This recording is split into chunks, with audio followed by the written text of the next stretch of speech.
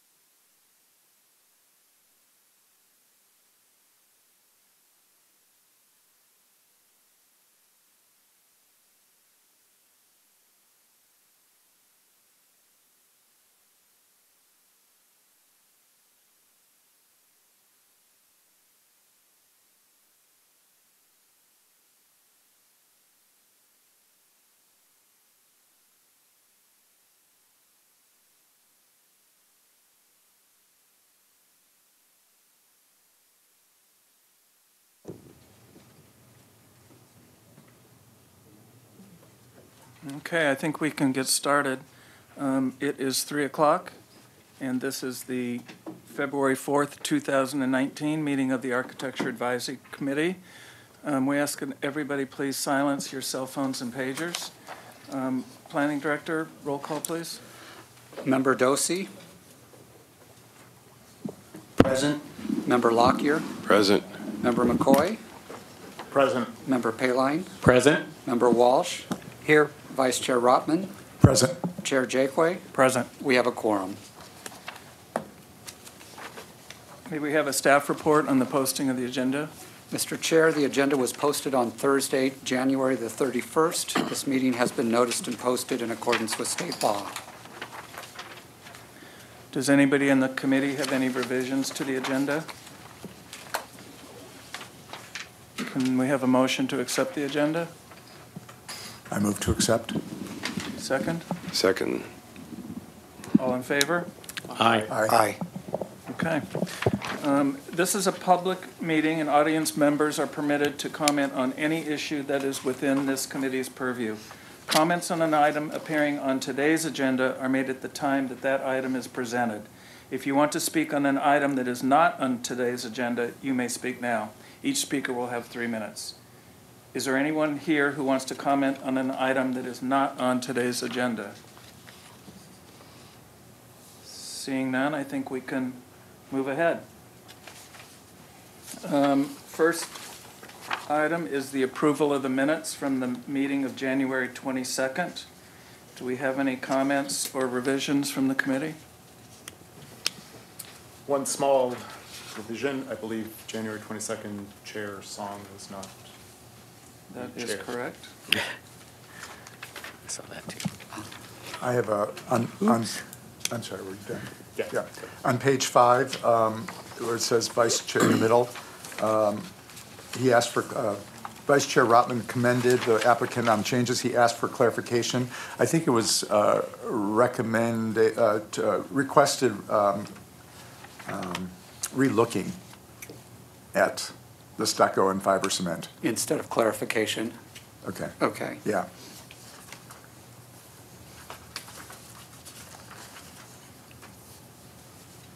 Okay. Any other comments? Do we have a motion to approve as amended? Motion to approve as amended. Second? Second. All in favor? Aye. Okay.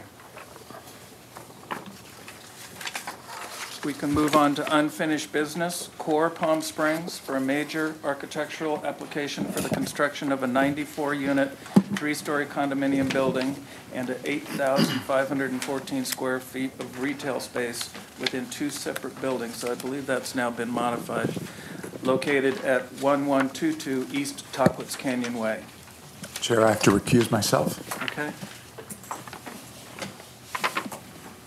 Thank you, Chair. As you mentioned, this project was reviewed by the AAC at the December 3rd, 2018 meeting, and there were several comments.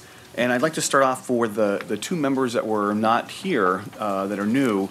There were minutes that were included from that meeting for you all to bring yourself up to speed on what the project was and what the discussion was. And also the staff report was, for the previous, was available online also. So the AAC at that meeting asked for some reevaluation of several things within the project. They include the sequence drive along Hermosa Road and the drop-off area within the residential area, add some guest parking, further study the residential building elevation, some landscape and lighting concerns, pedestrian circulation throughout the site, the design of the dog park area along Tockwitz Canyon Way, and then the retail building. So they reviewed the project and, give me one second here. They have revised several elements of the proposal, and I'd like to go over some of them. In the applicant's presentation, they'll go into much more detail than I will, but I'll just bring up a few of them. The driveways off of Hermosa Drive, if you remember, and I did include some previous drawings from what you looked at on the December meeting so you can compare to what they're looking at today. So if I go to this slide, you'll see that at the bottom of the slide, at the bottom right-hand side, there was a driveway that went into the retail portion that has been eliminated. So now there's only a driveway in and out along Hermosa, and then also the driveway that is off of Tockwitz. Another significant change was that the retail building, one of the buildings has been eliminated, so there's only one retail building now, and that has been moved to the corner of Hermosa and Tockwitz, which has enlarged the dog park. Additional guest parking has been provided. There's a parking count that is on a table within your staff report that you can peruse. The total number of guest parking spaces now is 50, and that includes parking for guests that come to the residential building and then parking associated with the retail portion. There was some discussion about the dog park fencing, and I'm going to move through a slide here that shows this sequence of an undulating sort of curvilinear wall that is fronting along Tockwitz, and it is alternating between masonry and corten pickets, and then also stone along the interior of the wall.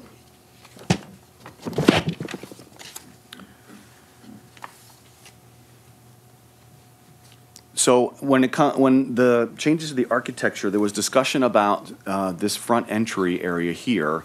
With the there was a glass curtain wall that was at the entry. They've revised that a little bit, and they will go into greater detail as to what that is. There was also discussion of this is the corner that fronts along East Tockwitz. There were some comments about the building being close and how to articulate the design. So these 3D images that the AAC asked for greater detail, you can see that there's a stairwell and there's a glass opening to sort of make it more interesting. So once again, this slide shows the entryway into the development. There was an entry into the retail parking lot, but that's been eliminated per the request of the AAC, and you can see the undulating wall along Tockwitz for the dog park. The AAC asked the designer to relook at the retail building, and they've made several changes to this structure. They've lowered it in height. by almost 2 feet.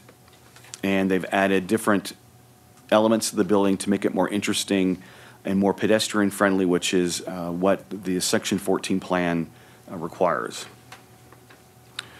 They've added this little plaza at the corner with a signature tree. This is the dog park.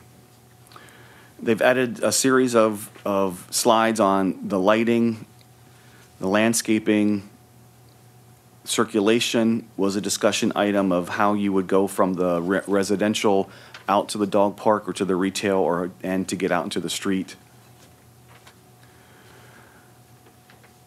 Vehicular circulation, if you were on the south-facing wing at the bottom of the page, how would you get into the retail and into the garage?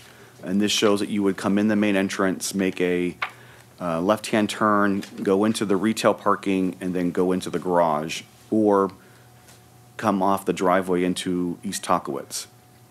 And also on this slide, you'll see there's a loading dock area that is at the bottom of the slide adjacent to the residential building that will be used for drop-offs for the restaurant that's inside the building and moving.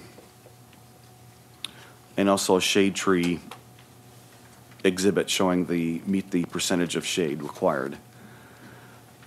And then materials.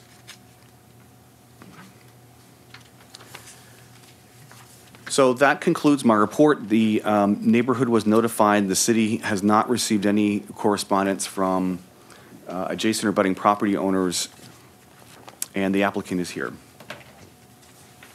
Thank you, Glenn. Does the committee have any questions of staff? We start with Tom. Do you have anything? I think my questions would be more for the applicant. Okay. Thank you. Sean? Yeah, am I reading the report correctly that there are no issues of non-conforming building envelope? No, it meets the required setbacks in the REO zone. And height? And height, it meets the requirements of the height.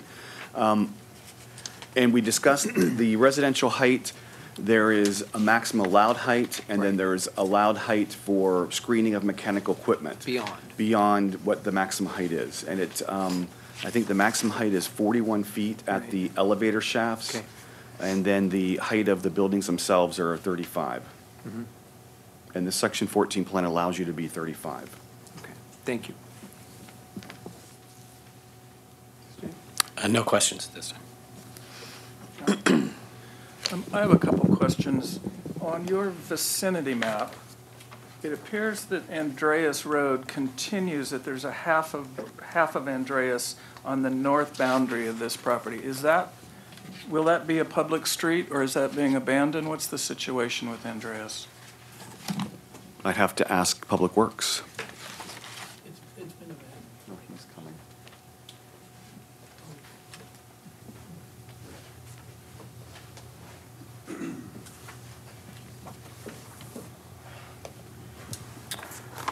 Yeah, that portion of Andreas Road is going to be abandoned. It was scheduled to be abandoned on the project previous to this, and that section of Andreas is no longer on the general plan either. So then that area of land will be added to this? Correct. Yeah, it will be done as part of the map process. The parking count, a question I have, and this might be more for the developer. Glenn, are they required to provide any parking for the restaurant?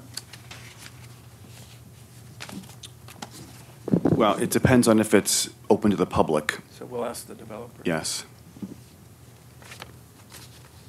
Okay, no more questions from me. Thank you. So for the applicant, do you have a presentation to give us?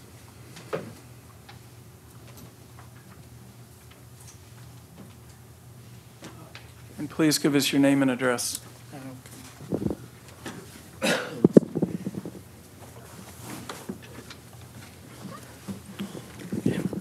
My name is Jerry Sherman. I'm the architect of the project in Tarzana, California.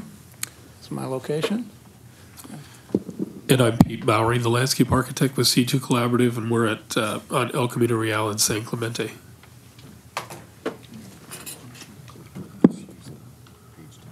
Okay, got it. Okay, excellent. Okay, excellent, excellent. Well, thank you very much for having us here, and we're looking forward to walk you through mainly all the comments that were made in the last meeting that we have. And thank you, Glenn. You made my life a lot easier. You showed a lot of the slides I'm going to show. But I'm going to walk through them, and I know that we're limited on time, so I'm going to kind of speed through them very quickly, and then any questions after that.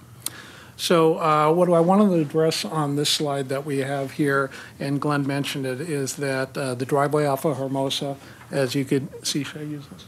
You can use that. Is that on? Okay, Just push the button. I'll stand up here. Push the button, see if it comes on green. Yeah. Hello? There we go. There used to be a driveway here off of Hermosa, and we have eliminated that driveway. And then the other issue that was talked about was bringing the building and anchoring the building onto the corner of the site, and we did eliminate one of the buildings, slid the building, the larger building over to anchor this corner, and then create a larger dog park on here. The next two slides, I know Glenn showed us, was circulation, and that was a question of how we circulate on the building. This is the pedestrian circulation, and as you can see, we've added 2 more points here on the corner, and then the midpoint here to get to the dog park from Tockwitz as well, and you could get it from the backside too as well. Next slide. Vehicular. Sorry. That's okay. There we go. Vehicular circulation, as you can see, in and out from Hermosa, in and out for the east garage, and in and out for the west garage, and you have full circulation in here to get around the site.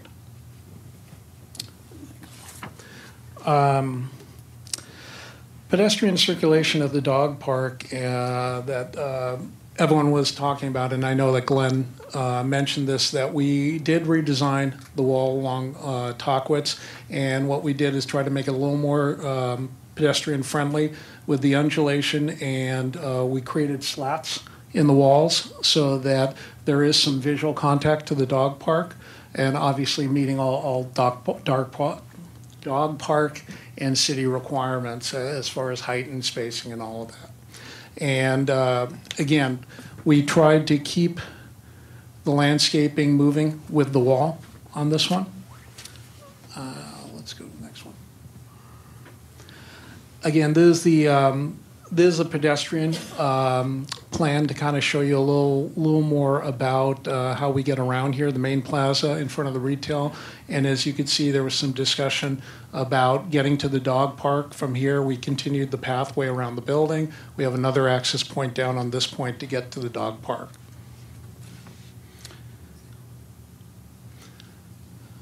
You want to go back? No. Let's go to this one. Next one. Okay. Yeah, sorry. There was a question asked about a little more about the amenities. This is the resort area of the project, and I think I'm going to have Pete address some of those concerns. Okay, thank you. Yeah, okay, we're down to there. I think we skipped a few slides. That's okay. Okay, one of the questions we had was providing additional shade around the rec area. So we're going to definitely be incorporating some trees in here, but you can see here how we're proposing much more umbrellas and so forth to create shade around the pool area. Going to the next page.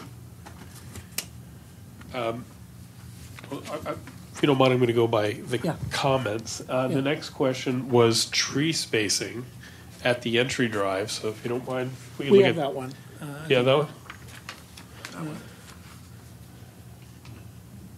No, it's the entry. Okay, gotta go back to yeah. one more. One more. No, keep going. Okay, Yeah, you can this do is that good. one. That one's fine. Okay, there's some concern about the palm trees and how close they are. So we thought that they, at the last meeting, we said that they were going to be about 20 feet apart, which means the fronds of the palms would just about touch, not quite. We actually looked on the CAD base, they're 22 feet apart. So the fronds, again, they'll be close, but they're not going to touch. It's going to provide a very, very nice light shade over the driveway and help reduce heat, making a much more pleasant walking experience. The next question was about lighting, and there's a slide in here about lighting.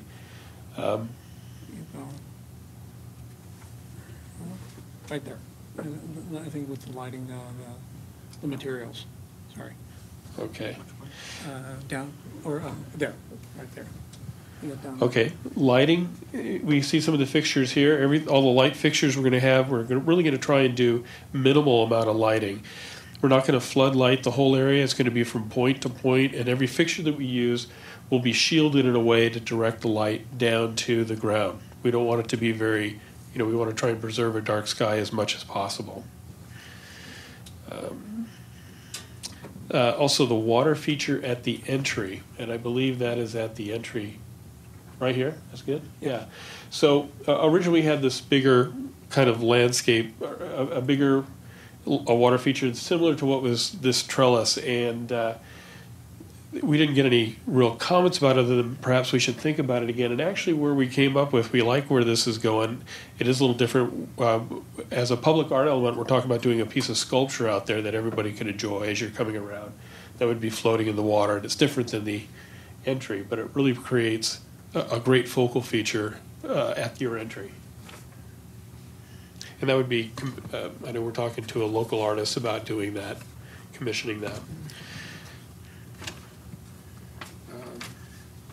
Also, too, showing landscaping in front of the building was another comment. So what we started to do here, we started to show some of the lower terrace of plant material, trees, some sculptural shrubs up against some of the larger parts of the building at the bottom floor. This is the garage here, so you won't see any windows. So we'll want to put in some larger shrubs and so forth along those walls to cover that up.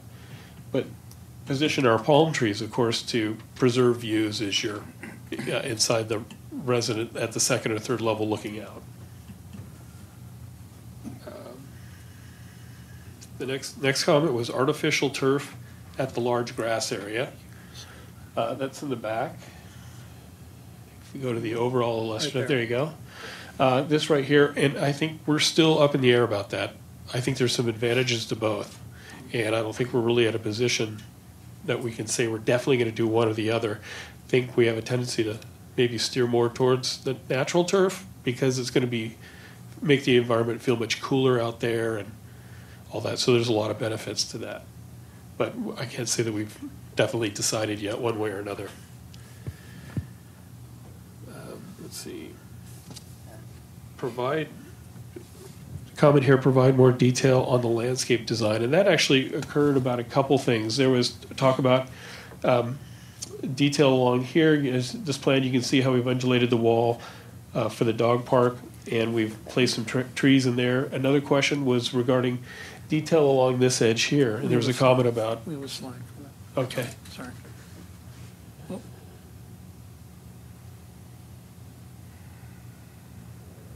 And there we go.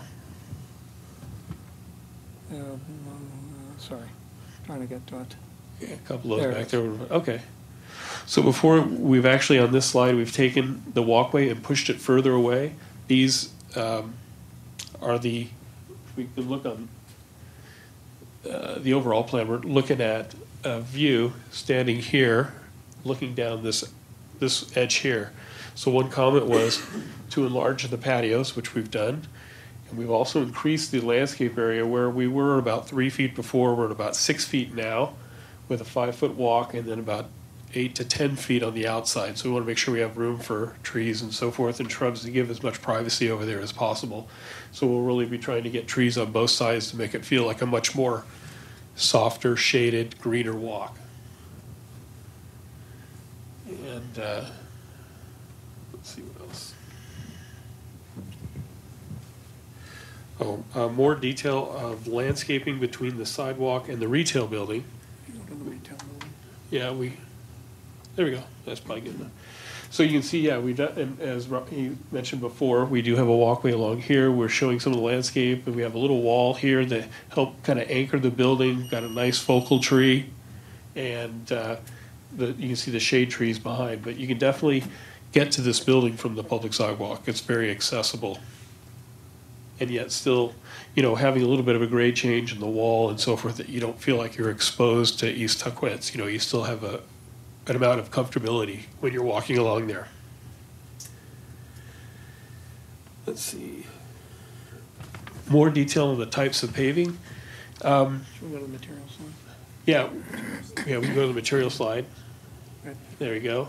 So, we're going to be using some, probably some poured-in-place concrete, some concrete pavers you can see right here, and also obviously some crushed rock for the ground cover. Although, we know that in terms of plant material, we're going to have to cover about 50% of the ground plane with green plant material. But that gives you an idea about some of the landscape materials. And also, too, some of the palm trees, the agaves and palo verdes and other mesquites and other succulents that we'll be using out there. Let's see.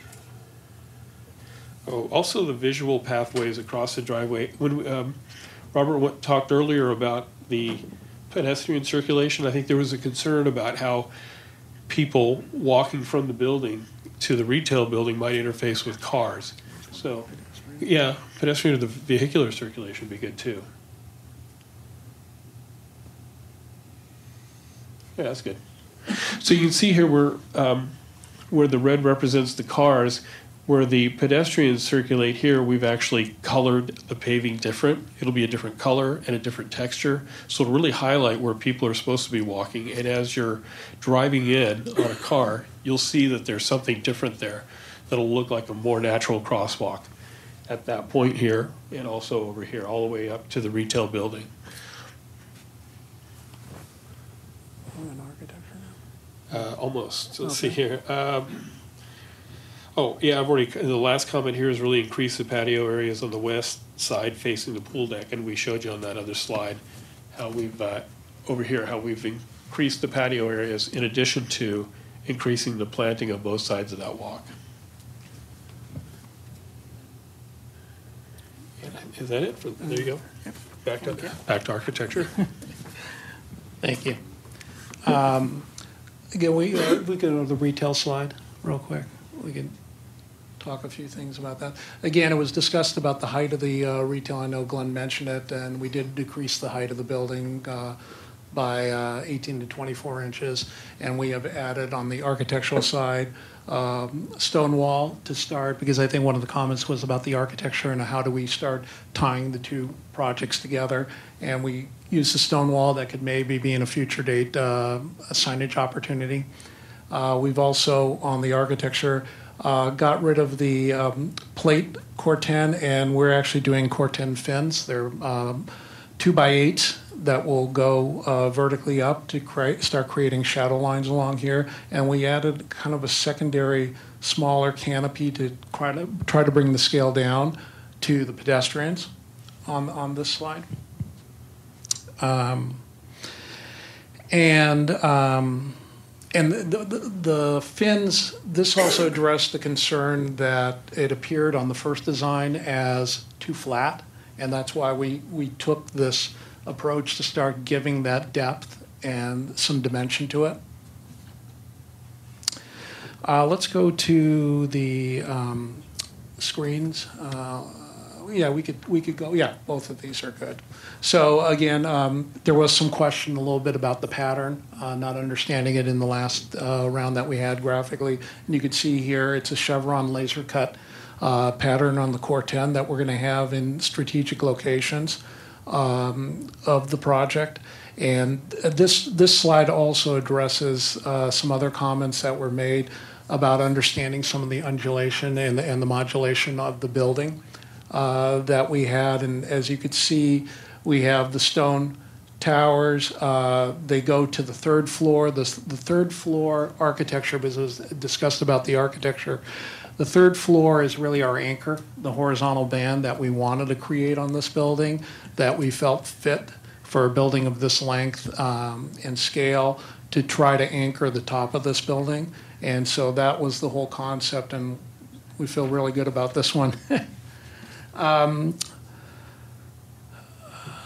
There was a question about openings and garages, and I just want to repeat it because we did address it last time, that this garage is going to be mechanically ventilated, so we won't have openings in the garage. I think that was asked at one time. And then talked a little bit about, let's see, I just want to make sure I'm covering all the points. Talk about that corner. Yeah, and we did talk a little bit about the corner, how we're anchoring the corner. We had it last time, but it was probably not as visible, but we do have a glass curtain wall storefront system at the staircase to kind of break up the stone as it touches the building. And then we're creating the corten fins along this edge there in that panel. And that was kind of some of the play along the garage base, is creating the fins with the stone to break up the space. We are going to be berming up in certain locations for the landscaping area on it. And let's go to the entry a little bit. Which, the entry of the, Of the residential. oh, okay. Where is that? And again, we've cut down the amount of square footage of glazing on this entry, but again, we felt very strong that we needed some focal point as the main entrance of the project that differentiated it from the rest of the architecture of the project, but still complements it. And so we do have our canopy here. We're going to have a small water feature as you walk in, and then we have a pop out because we do have some functions up there, some studios up there that we're going to have on this project. And I think and then I did bring along it was asked about some of the materials again, and so I wanted to bring that, and if you don't mind, this was the stone, the ashlar that we're talking about, and I think there was a discussion about the size of it, the scale of it, and we are working with actually a local vendor that will actually cut it to our specifications that we could vary. So we are looking at scale on this project and how it will work with the rest of the architecture. So I think I've addressed all concerns. Thank you so much. Yep, absolutely, absolutely.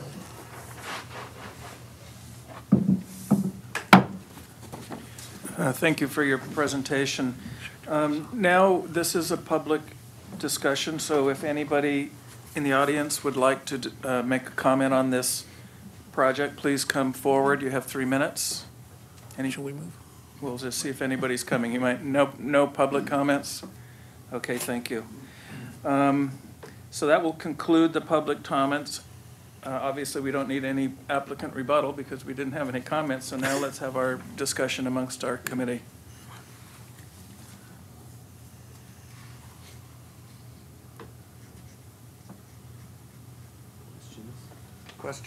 Questions for the applicant? Yeah, I had a couple. So I wasn't here during the first presentation, and I see the lawn called out you called it a lawn, and then I also see future development. So what is the sort of intent for that space, and how do you see it being used? Yeah, that is literally future development. We are not yet, ownership has not decided yet what they're going to do with it, but we didn't want to annex that piece and just leave it as a vacant piece of land. We wanted to incorporate it into our project. It will be a legal lot, a separate lot, through the track map process. And is that zoned for retail, or? No, it's zoned resort entertainment office. Okay. Interesting. My other question is, as I'm looking at the drive layout, I can certainly see myself missing the drive turn into Talkwitz and turning on Hermosa for the retail space. And if I do that, I'm not sure I can I actually get through from, if I'm going this way, can I get into the retail through here? This is And amazing. that's a turn, that is turnable? I need you on the mic. Yeah, and actually too, there Sorry. is a median there on East Tuckwitz there, so you wouldn't be able to make a left-hand turn True. into the retail anyway. That's a right in, right out only. hence the reason why we want to have our main entry off of Hermosa. Yeah, the only thing I sense is it feels like I would miss it. I think if I'm driving that way on it, I would probably miss the drive, have to go around the loop and come back, because it doesn't feel like it's delineated that, unless you've got signage that's, retail left. Yeah, one of the alternatives for signage we're talking about is putting it on the architecture, so it would be much more visible if you're eastbound on East Tuckwitz. Right. And there's a left-hand turn pocket there that isn't totally visible there on the illustrative. Mm-hmm. But I think also one of the things that'll help make it identifiable is that retail building will be pretty close to that corner. And the whole image along East Tuckwitz is really pretty cool, the clusters of palms and these curved walls. And then all of a sudden we get to the corner and you've got this very strong modern architectural element with this stone wall as a footprint and this grid planting. So hopefully the combination of the architecture and the gridded landscape, the bold landscape, and the left turn pocket, and hopefully some signage on the roof, that'll be enough to highlight you. I think your point is well taken. I think we do hear you that probably there will be some type of signage anyways down here. Some obviously low-profile, city-approved signage to help direct you. I mean, in reality, this is a main entrance too, and so you could go either way. Yeah, where I'm talking about signage is actually up here. Because if I'm coming in here and needing to make a left, I'll miss it if it's not Correct. kind of delineated. Yeah, we're going to have a whole signage program that will have all that directional. Yeah, we can fix that, Yeah.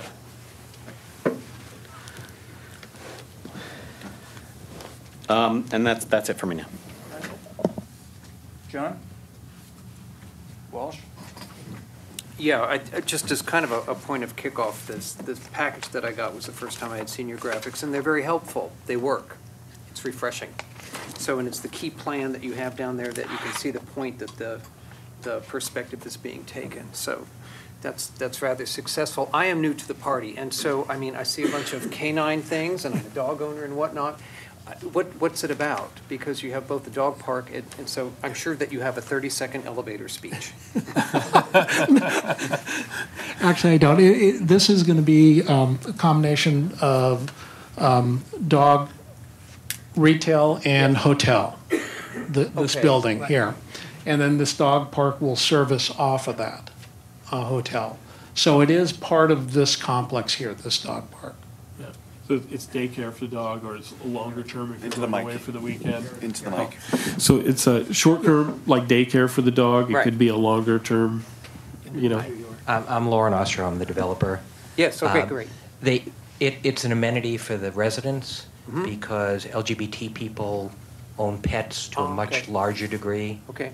than the straight community. Interesting. I never knew that, but I went to a Right. presentation and by about 20 points. And lesbians own pets even by a larger margin. So we felt that people, in order to attract people to buy units and want to live Got here, a niche. that they'd have to take care of their pets. And that's the whole point of that area is for that point. Great, I appreciate that, thank you. It gives me a little more expanded perspective here. Do you know your construction type yet? Yeah. The garage obviously is going to be CMU, concrete. It'll on a podium, the two Right. garages. And actually, the podium will carry through the entire first floor to have continuity structurally, and then above will be wood construction. Okay, all right. So when we see an elevation, Glenn, could I impose on you to, any elevation will do? I see rather sort of skinny expressions of the floor decking that extends out. That's really truly what we're going to be looking at? Yeah, we have on the upper floors, we have 10-foot cantilevers, and we've actually, our structural engineer is actually working on that now and got it resolved. So we will have, that's a good one right there. So these are very close to what we're actually having, within inches, I would say. Okay. The first floor deck, those will be all concrete. It's going to be probably a PT podium, a post-tension, and so those will come out there. And then, That's my guess, yes. yeah, and then the second floor and the roof eyebrow, I'll call it, Right. will be out of wood with a combination of steel. Okay, all right. Which leads me to, is there, now this may have been, oh, I'm sorry. This may have been discussed, so I apologize if. Pick it up, actually. You want to hold that? No, I'll stay put. That would be dangerous. Is there any rhyme or reason to the location of the metal panels? Yeah, they usually fall in locations of bedrooms to give a little more privacy and shielding. Okay, And they're moving a little bit, within, inches and maybe a foot at the most to tighten it up as we're getting into further detail on this project. okay. But that is part of the intent of it. We wanted to keep the public areas open with Yes. views, Yes. and that kind of is where the shape of the building was derived, so you have mountain views in all I see. locations. You always have a view. I see. Okay, and I think I know the answer to this, but there was no tie-in at all to any level of solar shading from them? Not really, actually, we are gonna have solar on the building, but as far as solar shading, actually, it helps us with our Title 24. We're running it, and these overhangs are tremendous for us. Okay. Glenn, could you go to the elevation of the entry, the pedestrian entry, please? Thank you.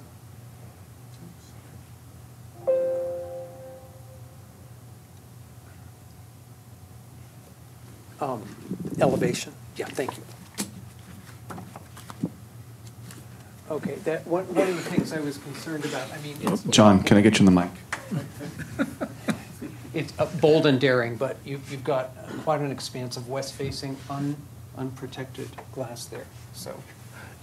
Yeah, I'm that sure will be portion, just so you tinted. know, the Yeah. first 2 stories are actually, it's an atrium area. It's I not, the functions don't come up to that glazing other than on the 3rd floor, and that's kind of where that eyebrow element came in about, Uh-huh. to create some shading there. Okay. And it obviously, it's gonna be dealt with in the glazing on there, Yes. as far as heat gain and all of that. Yes. Yeah. Yeah, it's just a lot of glass. Yeah.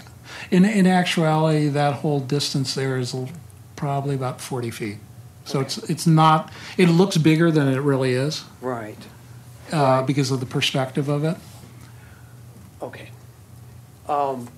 Now, I'm sure that you have CC&R documents and all that, I'm gonna switch subjects here, that would tighten things up, but you are fully exposing everyone's balcony.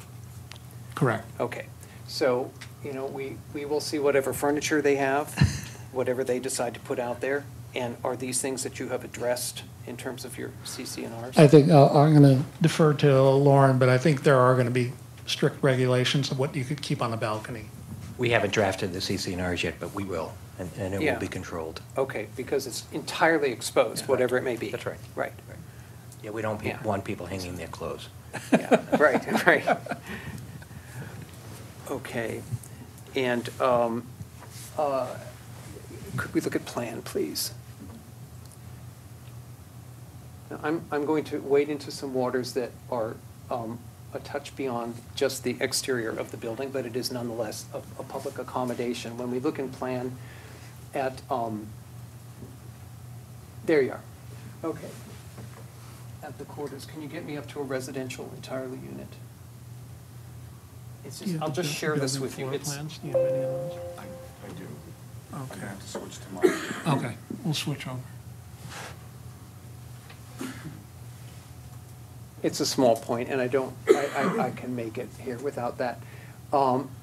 Your building shape and form is part and parcel of standard fare in Las Vegas. It works. It is the resort. No, I'm not critical of No, it. It is, there is no front and back of the building. Yeah. It takes care of issues of privacy, of view. It's good on all sides. It's like theater in the round. Okay. One of the issues is, though, when you land at this spot, and God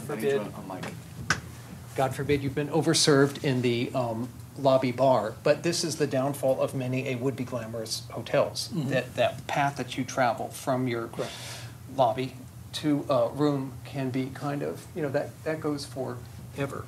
Yes. And issues of wayfinding and security, and, because you're going to be basically in a no natural light corridor, right? Correct. For a long way, if you've got that Yeah. end unit. Yes. Anyway, I just leave you with that as Okay. a general concern in Thank terms you. of architectural issues. Thank you. That's it. Thank you. John McCoy? Thank you for the presentation. I saw several of my direct comments addressed and appreciate that. I am going to, let's see, especially the dog park. I think that frontage is greatly improved. Thank you. I think that whole section in there looks much better. When I look at the lighting photos, I see bollards, I see path lights, I see uplit palm trees, and I see some three metal. What are those pieces? What is that? Let me, I'm sorry, let me look at the picture, make sure I'm referencing the right picture. Okay, and I'll go on the mic.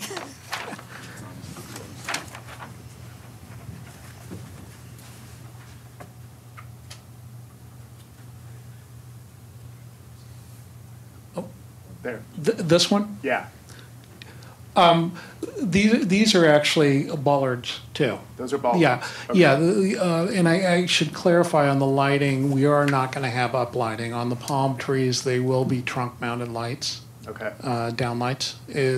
We discussed that, I think you brought that up in the last meeting, and we're committed to that. Okay. One thing I don't see is you have called out parking lot light. I don't see a specification on Yeah, it, and, but I see them being extremely prominent in several locations. okay. You've got them at the circular turnaround, doubled up in a couple locations, right outside people's balconies. Let me get to that document, I apologize. Which slide is it? Oh, it's the lighting, I think it's in your package. Yeah, it is. Lighting legend.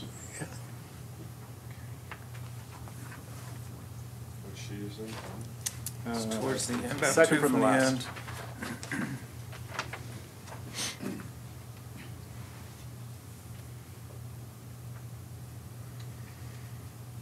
So, where the fountain is.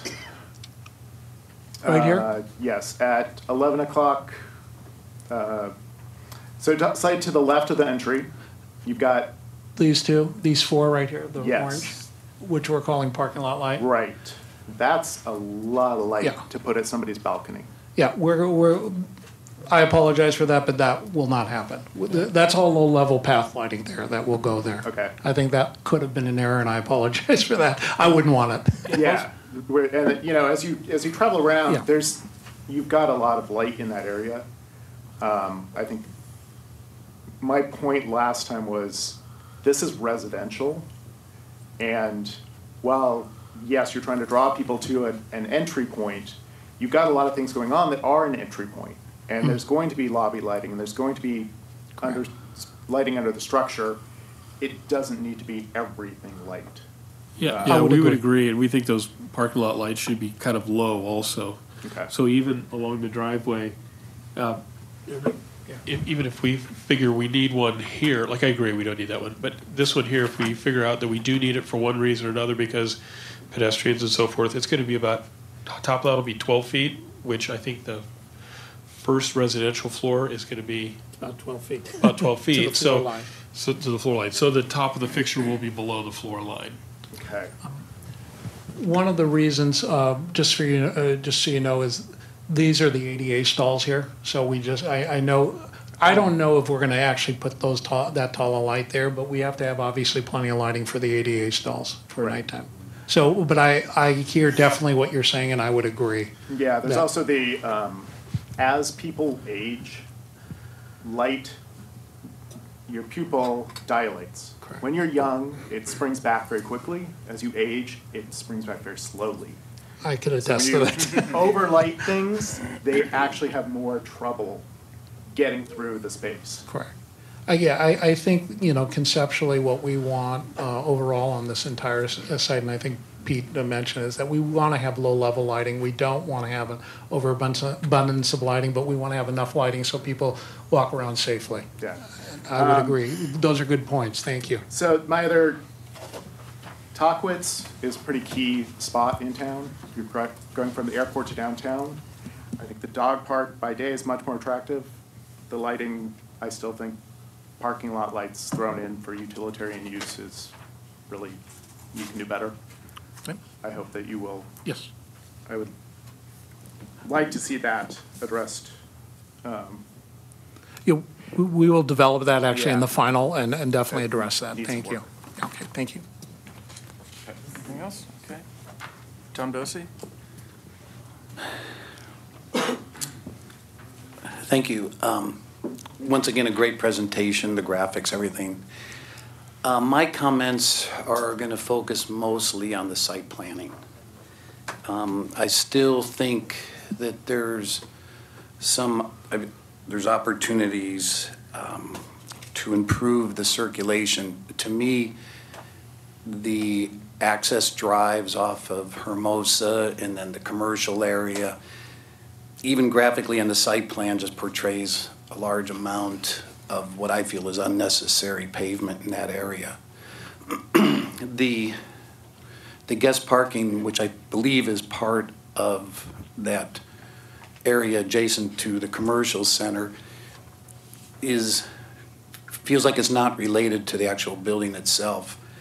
I think there's an opportunity that if the desire is to have the entrance off of Hermosa, it could be moved further to the north. Those amenities like the pool area that you have up there.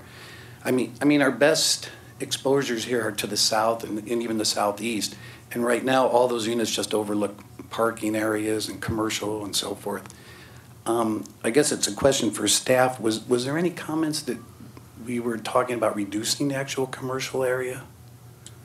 The square footage that was originally Well, proposed? the square footage was 8,000, now this is 4,000, so Okay. it's half of what it was. But it the was last not time you saw it. something that we said needed to be reduced. Was it, did we ask for it to be reduced? You did or not. Okay. No. No, I feel like if you need a commercial area, you could address that area as a commercial area. I think you could address the entrance and access to the building as like a private entrance or for what that is. And by putting the two together, I think it just creates a lot of unnecessary confusion down there. And the aesthetics and I think the livability of the project be improved to have those units overlooking your secondary pool area, the commercial area. You could then have the dog park more adjacent to the building and separated, by a parking area. So I think the dead end parking area at the commercial is problematic.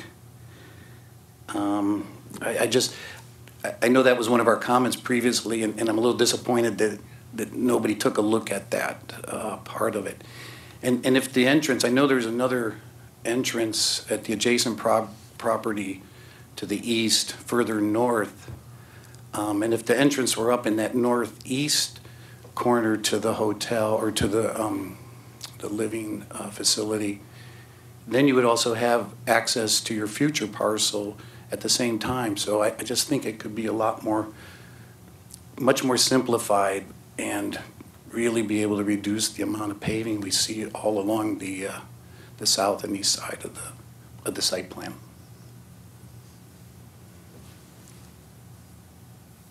Sean, your questions? Couple of questions. Most of these are related to, I shouldn't say that. The water feature in the island there, can you explain that to me just a bit more, and particularly the decision to change from a sort of a planted island? And so you spoke about the destination feature there, or the goal of yours to create that as a destination point from the entry. And when I looked at the slides and I look at that plan now and I looked at the previous submittal, it looks a bit flatter and maybe less interesting than it was previously. And I think some of that relates to maybe a lack of landscape now. And so I wonder, maybe I'm just missing something around some of the decisions involved with the landscape. And the public art, which I thought was a great idea, utilizing a local artist for that. I'd like to hear more about that too. Well, I think I think how we kind of shifted away is I think there was a comment last time about the actual landscaping in there that, and correct me if I'm wrong, I can't remember if if there was too much of it or too little in the competition between water and planting on it. And I think what we wanted to do is try to create, as we said, a destination and a focal point so that when you're driving in, you're kind of still seeing through it. So you're not kind of driving into a landscape mound. And I think that what we felt also with the water feature that we had before, even though we originally liked it, we started feeling it might be too bulky for this entrance because it was shorter and wider. And so we like the elegance of this, and that issue of transparency with the water, with the ponding around it, to give it that tranquil feel. That's kind of part of the concept. But to address on the artist, I think I would like to bring Lauren, because you had some thoughts about the artist. Everyone do this or sit here? You want to sit here? Well, we haven't made any commitment with respect to this art or this artist. It's just I happen to be in a gallery here, and that I purchased from, and I saw a piece of art, and I said, "Oh, that's a really interesting piece of art." And the gallery owner told me that the artist is a fellow named Giorgio, and that there's a piece at the airport of his, and so I suggested this to my partner, and we liked the look of it, and we thought it was a nice piece of art, and so I'm meeting with him, but there's no commitment that that's going to be the art. I see. But, to the comment about the focal point, I think we do want a focal point, but, this also is a residence, so it's not a hotel, it's not a casino, so I don't necessarily think that it's appropriate to have, like, a big statement. I want something elegant for people, and I think this is an elegant entrance. It's fine. I had some questions. I have some more thoughts, but I'll share with my colleagues in a minute. But one question for staff. The public art, is there a fee for public art? Does that get credited? Does this get credited, or can they earmark that fee for public art towards something they place within their property? As part of their approval or their permitting process, they do pay a public arts fee. It's just part of the permit. So, could a piece of art be considered public benefit? Yeah, what may happen is that if the applicant chooses to pay for the public art, they are then credited for the fees. And then the art piece itself goes to the Public Arts Commission for approval. Mm. Is that public enough if it's that deep into the property, or is it something that, is there to be another public art piece out on the corner? It may be public enough, just looking at the axial relationship from the street. Mm. Hey, a couple more questions. The dog park, so if I'm understanding that correctly, that's used by the retail space, which will function, is somehow related to pets and pet care and the residents and their use of their own particular pets. Is it public access also? Public access? No. No. Okay. Still, I have the same question. Why the wall, and what is the height of the solid wall along the street frontage and even between the parking, so on the north side of that dog park? Are you talking about the wall for the dog park itself? Yes, I am. Okay. You called it an undulating wall on the south, and it's primarily, it looks to me like 90% wall and some places a fence. And then it's more of a flat linear wall along the north, west, and east with a few moments of perforated fencing area. Yeah, you can see here the wall. The height really is going to be dictated for the safety of the dogs and the people who are walking by. So we're thinking about 5. And the louvers in here are inspired from the architecture, so we're trying to incorporate those elements and bring them into the landscape. And the undulation is to try and get a softer feel along that edge. But the comment we had last time is some of the commissioners felt it was not as safe for 2 people, the people who are in the users of the dog park, that being that close to Tequitz, and also the pedestrians, somebody who's going from point A to point B just happens to be walking by, that they wouldn't be, kind of accosted by the dogs, even the fact that there's a wall there. So we wanted to try and get a wall that was a balance between being able to see in and still break up the wall according to what the design guidelines are for the city, that we have to every 25 feet have something broken up.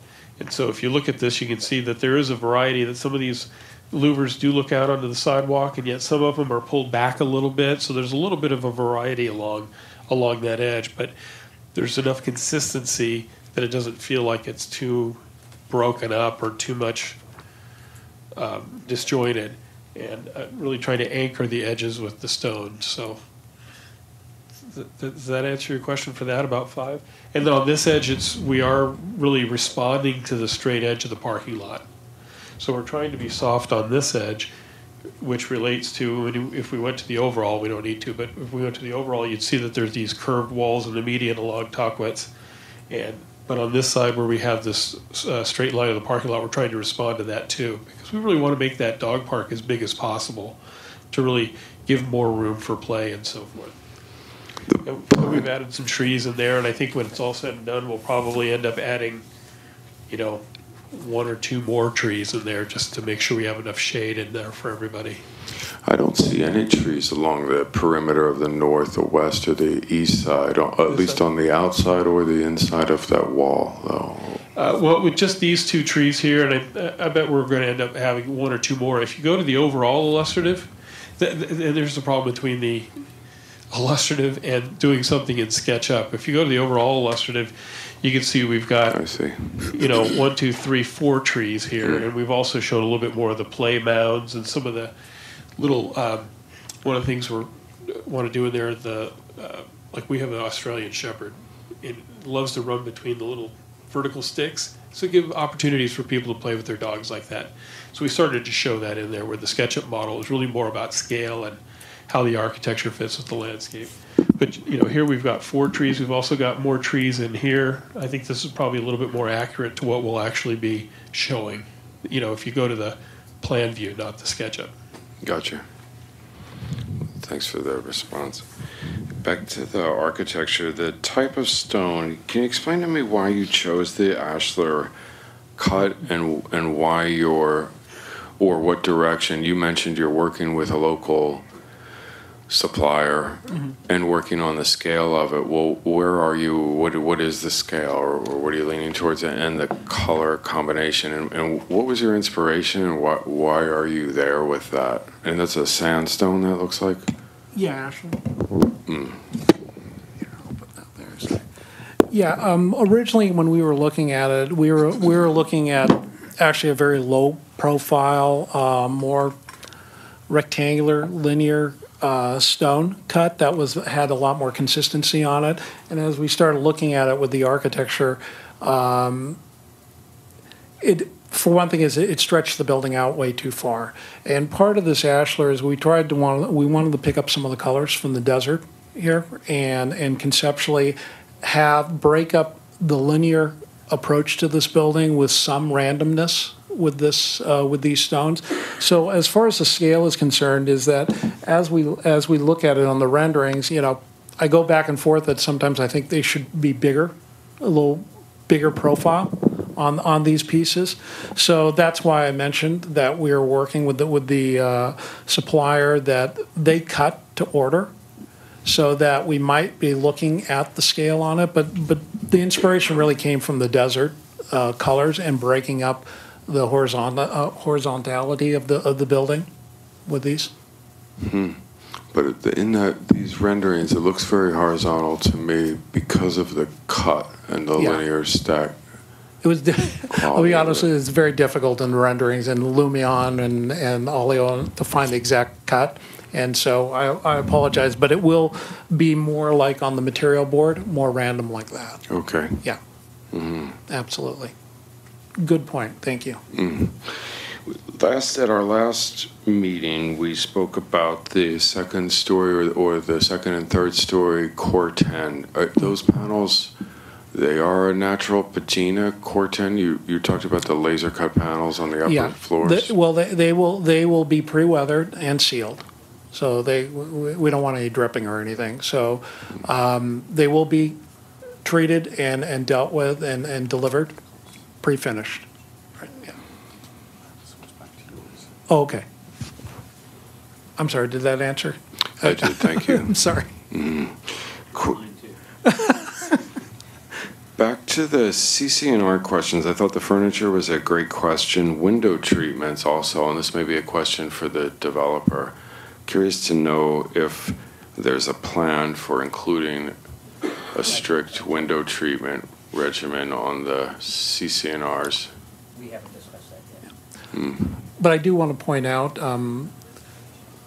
it might not appear that way, but they're literally 10 feet back in most cases, these windows. So I think, again, renderings are great when they're there, but the reality when you're down at eye level, and I'm not discounting what you're saying, I'm just saying that these windows are literally recessed back quite a bit. Okay. Couple questions. At the previous meeting, I'm the one that made the comment about openings into the parking garage. Yeah. And it wasn't for ventilation that I was questioning it. It was to get light. And recently, I've been experiencing the parking garage over at the hospital here that has no natural light, and it's a spooky place to be in. It's not pleasant, it's not pleasing, and I think when somebody's going to park their nice car and walk from there into their home, to have natural lighting in that garage, I think could be a huge benefit for the experience that people have there. Another question is, when you look at the site plan, I don't see any fire truck access to the backside of the building or to the northwest wing. I'd hate to have those amenities have to be cut up by a fire access. Has that been discussed? Yeah, I'll explain that. We've actually met with the fire department multiple times on the whole issue of fire access and firefighting. The building will be fully sprinklered for one thing. That I want to make sure that everyone knows. Basically, what the fire department came up with is we are going to have a designated apparatus parking here and here. All these towers go actually all the way to the roof. We'll have access doors, and we'll have dry standpipes to the door. And this roof is all one level, so there's not multiple levels. And their access with the pathways, we walked through that, and they felt very comfortable with on a firefighting standpoint to address this. And that's actually why we did it this way, and why they agreed, because they thought it was senseless to have a fire road around this property. That's good. I don't see any locations of mechanical equipment for the retail building or the residential. And I would think on the residential building, you're going to obviously have units in every mechanical for every unit, but then you've got corridors, restaurants, health clubs. What is the mechanical situation? Okay. Let's go to retail first. Let's address that first. If we can have like a retail rendering, one of the retail. Okay. There. Mechanical will be obviously centrally located. That's why we lifted up these panels there to screen it off. And obviously we'll deal with any other additional screening in the middle of the roof to screen off that. So they will be, most likely this will be package units since it's retail. On the residential side, all the units have closets, FAU closets. Condensers will be on the roof. All the condensers are more centrally located. So in the plan, you notice the long corridor that we have. They'll all be, condensers will be grouped more along that corridor line, so they're set back from the edge of the building. And then that, I could show you on here, that's kind of the reason why this screen wall came up too. So at the end of the day, we don't want to see any mechanical equipment. As far as the core is concerned, all of that will be located in the central, and that's kind of why we have the raised curtain wall there, and any additional screening that we'll need once we set the equipment and know what it is. So if these units are located within the units, the FAU, I assume they're heat pumps, so it's all electrical, no venting? Yeah. No grills on the outside of the building. We want to avoid that. Another technical issue is trash. Can you show me where the dumpsters are, both for the retail and the residential, and how the dumpster gets attached to the to the trash truck?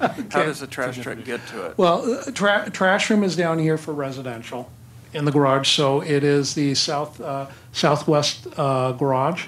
So that's when they come in off of Tockwitz, and they could pull right up to the garage entrance there, and that loading zone there. That's part of it, so they could take the containers right out to there. Who takes them out and how? Trash company.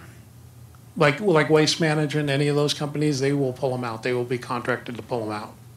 So they have to roll it through the garage, past everybody's fancy car, and out the driveway to get to the truck. Well, that's why we have this pathway. They're down the middle of the drive aisle. They're not right behind the car. We've got about 25 feet between the cars, so they're going to bring it straight out and go right into the I've barn. seen people pushing those dumpsters around, and I question the viability of that. Okay. What about on the retail?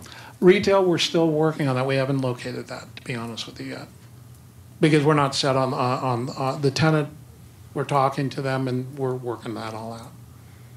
And that'll be probably more strategically located, obviously, to the retail. When I look on your site plan, you show a property line around the retail building, and it cuts into about a third of the dog park, implying that 2/3 of the dog park is on that drawing right there. 2/3 of the dog park is owned and maintained by the residents, and 1/3 is owned by the retail. Who's going to maintain that when it's on two different ownerships? I'll clarify that. This is a mistake. It wasn't the updated one. This property line is actually over here. So the dog park then is owned and maintained by the residential units, Yes. but is also used by the retail. And I assume there's going to be some easement things both for parking access and yeah. Lastly, the water feature. Several years ago, when the drought was really significant, all the water features in Palm Springs were turned off. And when it's right there in the entry to your building, to have an empty cement pond looked pretty bad. And I would wonder if you would consider that, I love the sculpture, but possibly instead of the sculpture sitting in water, does it make more sense that it sits in landscape and stones? And that's just a comment I make for you to consider. Yeah, and I think we would consider that, absolutely. I think that's a great comment. Thank you. Director Flynn, does our planning commissioner make comments during these? No, he does not. Okay. He observes your discussion and reports back to the planning commission. Okay. Tom, I have one more question that I just Sure. thought of. I noticed we have a barbecue area on the far west side of the plan. Oh, I'm sorry. If I was living on the other wing to the east, I would never use that barbecue, so it's because it's so far away. So I'm wondering if there's a way to integrate one as well on the east side of the plan. Take the mic. Thank you. There are, maybe it's not quite as clear, but in this area right here, number 10, we have the bocce ball court and pickleball and so forth. So there's been talk about having another secondary unit, maybe not quite as fancy, but something that would be a little bit closer. So hopefully if you're living here, that would be more convenient for you.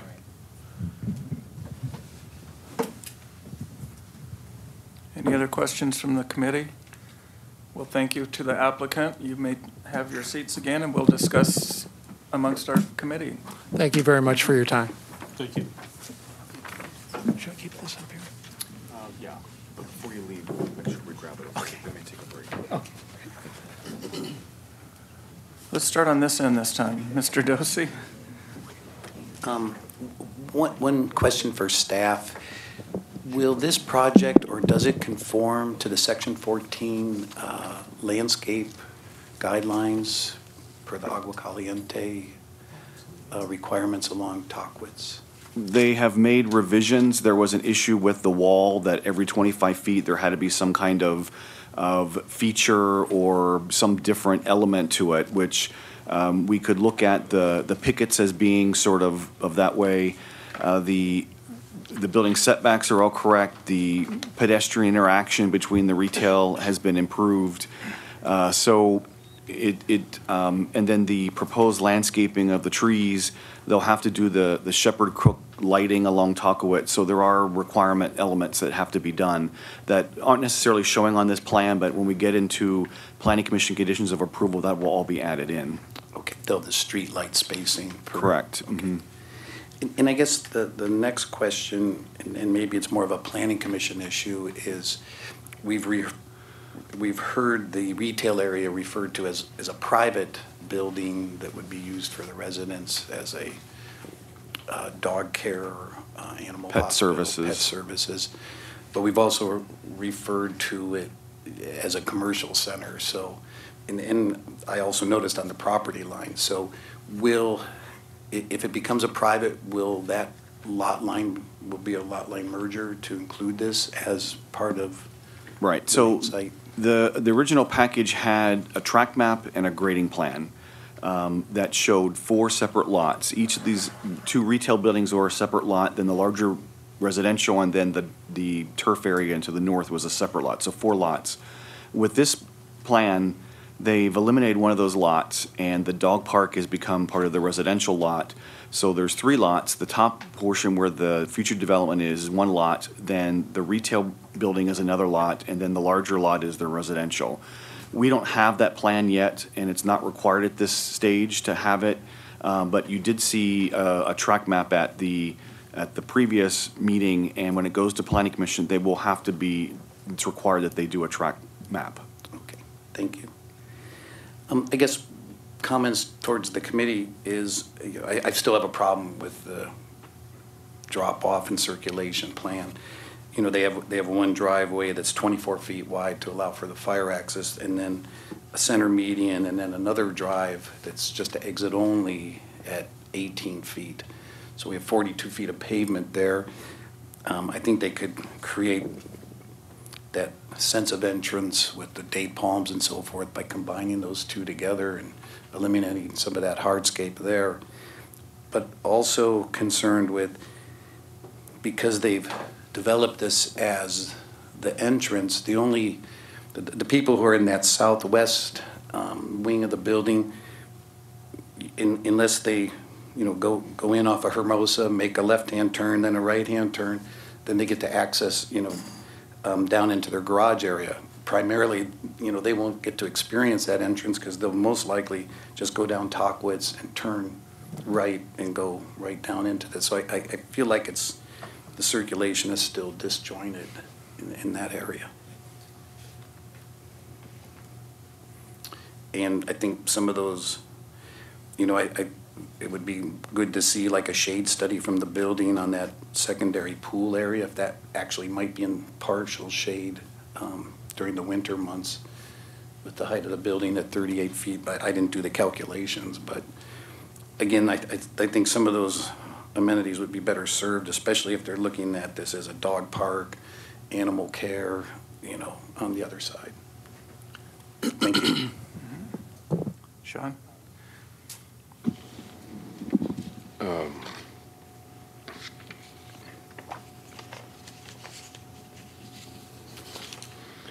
Some of the questions I brought up, I think the answers just clarified some of what my concerns were. So I feel like that entry area could use it feels a bit hot now and more of a heat island effect than it did on the previous round.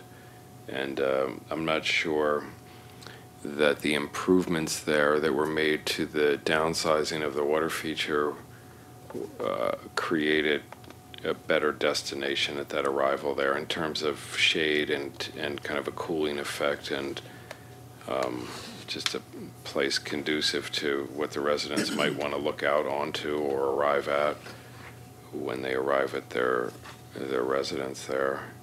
The public art thing sounds interesting and great, and incorporating that into either a water feature or a landscape feature there, but it was sad to see in the plan and the renderings the trees and the landscaping go from there. It seemed like kind of a cheapening of the entry. So it'd be nice to see that come back with some landscape improvements. The Corten steel on the upper floor still seems like an issue to me. I think in terms of the dripping effect of that on the white stucco upper tier, it's wood frame and stucco, presumably construction. Not much other way to cover the wood framing of the second and third floors. So I don't see that being solved with the quote-unquote sealing of the Corten. I mean, it's just not a material that can ever truly be sealed and not drip rust onto white material. or especially a white cementitious porous material. So I think a better solution for that. I'm not sure that it even, in the one rendering where there was a really close-up image of the laser cut panels on the right-hand side, there was another one. The laser cut panel was more on the right. To me, that it had a slightly glossy effect, and I thought that was intentional, and that they were going to say that it was more of a bronze colored powder coated panel on the upper. Yeah, that's a powder coated panel, you know, to mimic what they were doing, which I'm not a huge fan of, not being true to the material, but I think in this case it was fine for me. Would have solved the issue. I think I'd like to see more about the stone. I think that if this comes back again and why they chose and see that better represented in more of an ashlar configuration rather than that stacked. I'm not sure what that is right there, but the way the architect was describing it sounded intriguing and more of a better direction with some inspiration. Be nice to see that come to fruition in the drawings and renderings. I'm not quite sure about the solid material all along the dog park there. It feels a bit like a prison yard to me. I don't know why the residents would want to be in that space, and I don't see how it attracts people from the exterior to look into it other than to keep the dogs from barking. But I think with the type of residents that you're going after here, I don't think it's going to be a lot of Mastiffs or German Shepherds in here either.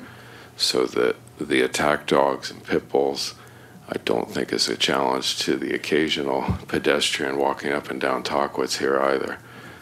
So a 5 or 6 foot high solid wall, I don't know is 100% necessary along there. So I would think that you incorporate that into the landscape and to see a well-maintained landscape that, you know, kind of blurs the lines. It allows the viewer into the property there, especially with this building in the front. It's really nice that that's been reduced. I would think that would be nice to really pull the viewer into the site there and not block them out with that wall. And so it'd be nice to see that wall go away in a much larger percentage than it is now.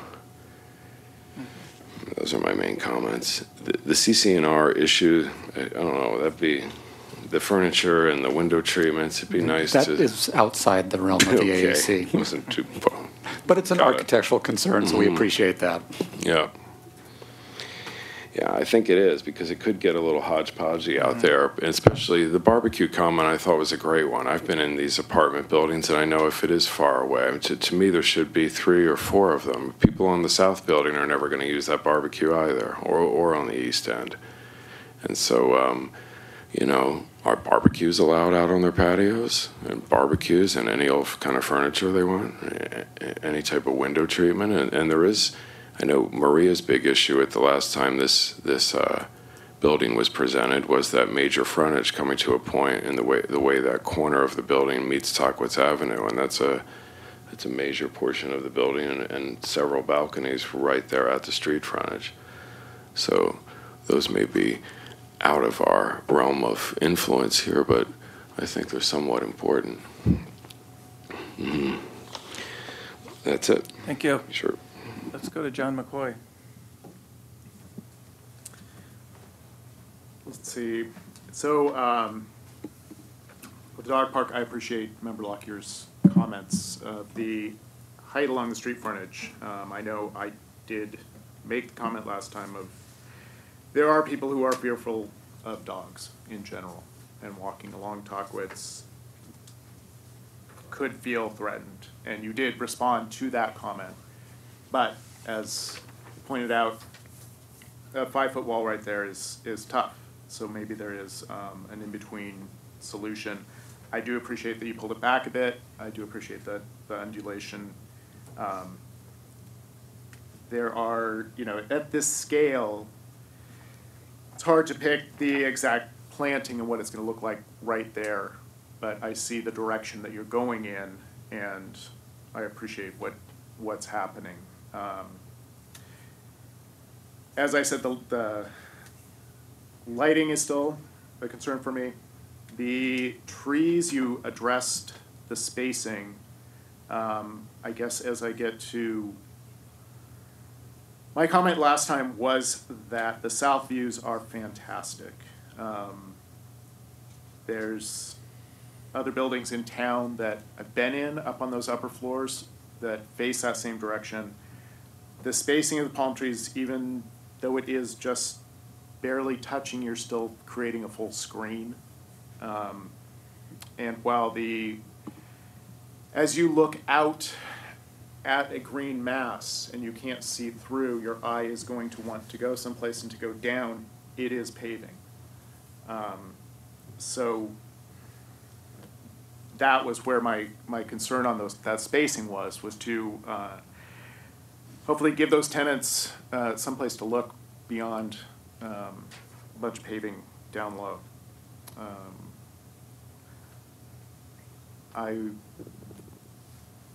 Barbecue comments are great. I agree with what's been said so far, and I'll stop there. Great, yeah, so my comments, I've got a couple. One, I agree with Tom regarding the drive off Hermosa, and my earlier comment about using that to access retail. Now I know the retail is mostly for the residents, so it's not going to be used that much, but I'm wondering if there might be a way to reduce the pavement. And also, what I'm also recently noticed is that if this is visitor parking, it's pretty far from the building, and if you're older and that's kind of a far way to walk to get to somebody's place. So what I'm wondering is if that could be reduced from a boulevard with a median to a single drive, and then have this parking split so that you're actually having some parking against the retail and then some parking closer to the building. And that might make you be able to widen the areas between the two and give it a less paving. And that might clear things up a little bit as well from my perspective, to turn left to parking and turn right to visitor parking. I agree with the comments on the Core 10. I had that issue as well about dripping on the white stucco. And I think the idea of doing a powder-coated bronze steel is actually a great idea to solve that issue. And you could pick a color that comes really close to the Core 10 color, the rust color. I think, again, my comment about the barbecues, I think there should be more if you want people to use them and not put a barbecue on their patio. And then I also agree with the comment about the fence with the dog park. I like what's going on the street front, but I think to the parking to the north side, that could be a lot more open and have more connectivity with the building and not feel like you're kind of leaving the building and going into a separate area for the dog park. That's mine. Okay, John. Thank you. It seems as though there is still, just in general, unsettled feeling about the screens, the material and all, and I'm still stuck back on the sort of, haphazard is too negative a word to use, but it does seem arbitrary, and it doesn't seem to really necessarily be tied to a particular rhythm. In terms of it being a Core 10 potential problem, even if sealed, my limited experience with it is like any corrosive material, even copper, you know, the sacred flashing material, ends up creating a pretty oozy mess. And, you know, if you're of the school of thought that this is a natural material, this is what it does, okay, but it could become a maintenance nightmare for you if that's not what you want. So that seems to me to be somewhat of an open issue. The second is the dog park. I totally do understand and am sympathetic toward the issue of a need to keep it from being a complete barrier. At the same time, we've all experienced walking in any suburban area and you go along a fence and some dog with attitude, you know, hits that fence and that wall, and it can be frightening. You can be a dog lover and just feel like, whoa, where'd that come from? So the die is cast. You have put the dog park at the street, at the sidewalk level. Okay, so now what? So I think that it is an issue, a functional issue that you have to kind of solve and protect the pedestrian and their sense of being able to safely walk down the street. And then the last thing is, I do, it's my one and only comment I'll make about the center artwork that you have. I worry. I think that if you hit it right, which, I hope it is, it will be graceful, it will be iconic, it will be one of those things that's entirely associated with your branding and the building. 10 points. If not, oops, big mistake. And so it's just, it's worrisome in terms of how it turns out and that it be absolutely perfect. I wish you well. Thank you. Well, I think probably just about everything I would say has been said. I agree with the comments about the Cortan possibly being replaced with a powder-coated metal. As we look at the color board here, the laser cut grill is represented as something other than Cortan. I think on the stone, it's difficult to look at one 6-inch square piece when we know that when you bring a palette of that, it probably is 8 or 10 different colors. And I think it's not being well represented by just looking at one little piece. The photo of the stone on the color board gives, I think, a better representation of the color variation and the texture, which I think is great. It would be really sad if the stone as it went on the building were very monochromatic, like the one sample piece that we've seen. I think in general, the committee seems to accept the architecture. There are some modifications and some fine-tuning, I think, that we've all discussed. I think Mr. Dosey's comment about, and other comments that we've had about the double drive coming in. I mean, I go back to Tom's original concept, and it's something that I thought of, that the entry to the building and the location of the lap pool should have been switched so that that lap pool was on the south side of the building and all of this concrete was hidden away from anybody on Tockwitz or even almost on Hermosa. And same with the dog park. Maybe the dog park deserves to be behind that retail building instead of an extension to the left of the retail building, so that it does feel a little more protected from the sidewalk. I think the amenity package is just amazing that you're proposing for the future owners here. So I think, are we at the point to have a motion from the committee? Mr. Chair, just one comment before you work on your motion. One of the things to take into consideration here is this is coming forward as a planned development district. As part of that, it has a preliminary review, of which this is a part right now, but then it has to come back to AAC and Planning Commission for a final review. With some of the comments that you've made about the architectural details, for example, the color of the stone, the Cortan, the lighting, those are things that can be addressed at the final PD stage when you're reviewing those, because again, those are rather minor elements. But you've also noted some issues with the site layout that you could condition the project, so as it goes forward, they may need to tweak that layout based on your comments. But I just wanted to clarify that as a planned development district, there will still be a final PD review, at which time you can look at the final details of both the architecture and the landscape materials and so forth. Well, thank you for that clarification. I think it lets all of us know that we're going to have a second chance to see how the applicant responds to these comments that we've been making. I think the toughest comment and the biggest one is about the roads and the driveways, and how does that get resolved with that huge amount of concrete between the retail building and the residential units. Do we have the starts of a motion from somebody? Some thoughts about where we might head with this?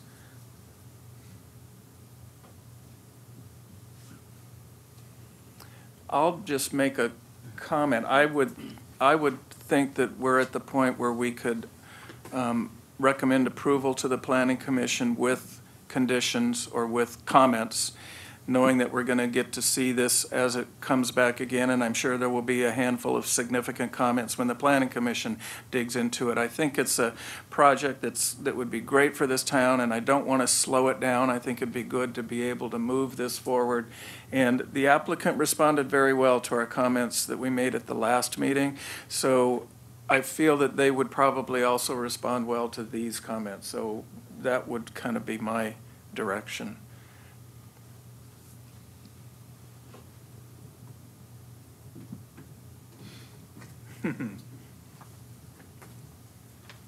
Any motions? I'll make a motion to approve the project with our comments and recommendations as discussed, including the Core 10 panels. I'd like, I'll make one clarification on that. I'm not opposed, or I'm not recommending a complete changing of the material, but the changing of the detail might fix that problem also. The Core 10 panel proud of those balconies might solve that problem of dripping onto the white stucco below it. Sorry, had to get that in there. But should I go through the list of comments, Flynn, or do you think? You could just list off just quickly the key things that you saw. Again, we have detailed notes on all of your comments, but again, the things that you want to revisit. Can I start with the big one, which is the driveway issue? Because I'm not quite sure how to handle that one or how to make a recommendation for that one. What we can do is, based on your comments here, staff will meet with the applicant in between the time that this goes forward to the Planning Commission to look at how we might make revisions to the circulation pattern prior to Planning Commission considering the item. I think that would probably be the easiest way that staff sit down with the applicant and look at some alternatives based on the comments you've given. Okay. Well, then the other items that I can think of are they're going to be mostly mine here, so everybody chime in when I'm done. The water feature and entry island there, including the landscape and public art. Let's see. The dog park and wall and fencing issue. There were some lighting questions brought up throughout. And then the barbecues came up multiple times.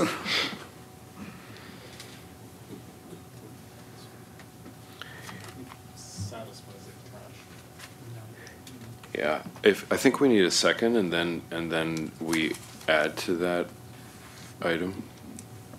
I will second the motion. And what's our proper procedure? Do you amend your motion, or do we continue with more? With the amendment that we also review the trash access and pickup. I left out the stone topic too, the ashlar and the scale and samples of that. So, Okay, I think we do have a motion and a second. Can we vote on that? Those in favor? Aye. Aye. Aye. Any opposed? One opposed. Okay. Thank you.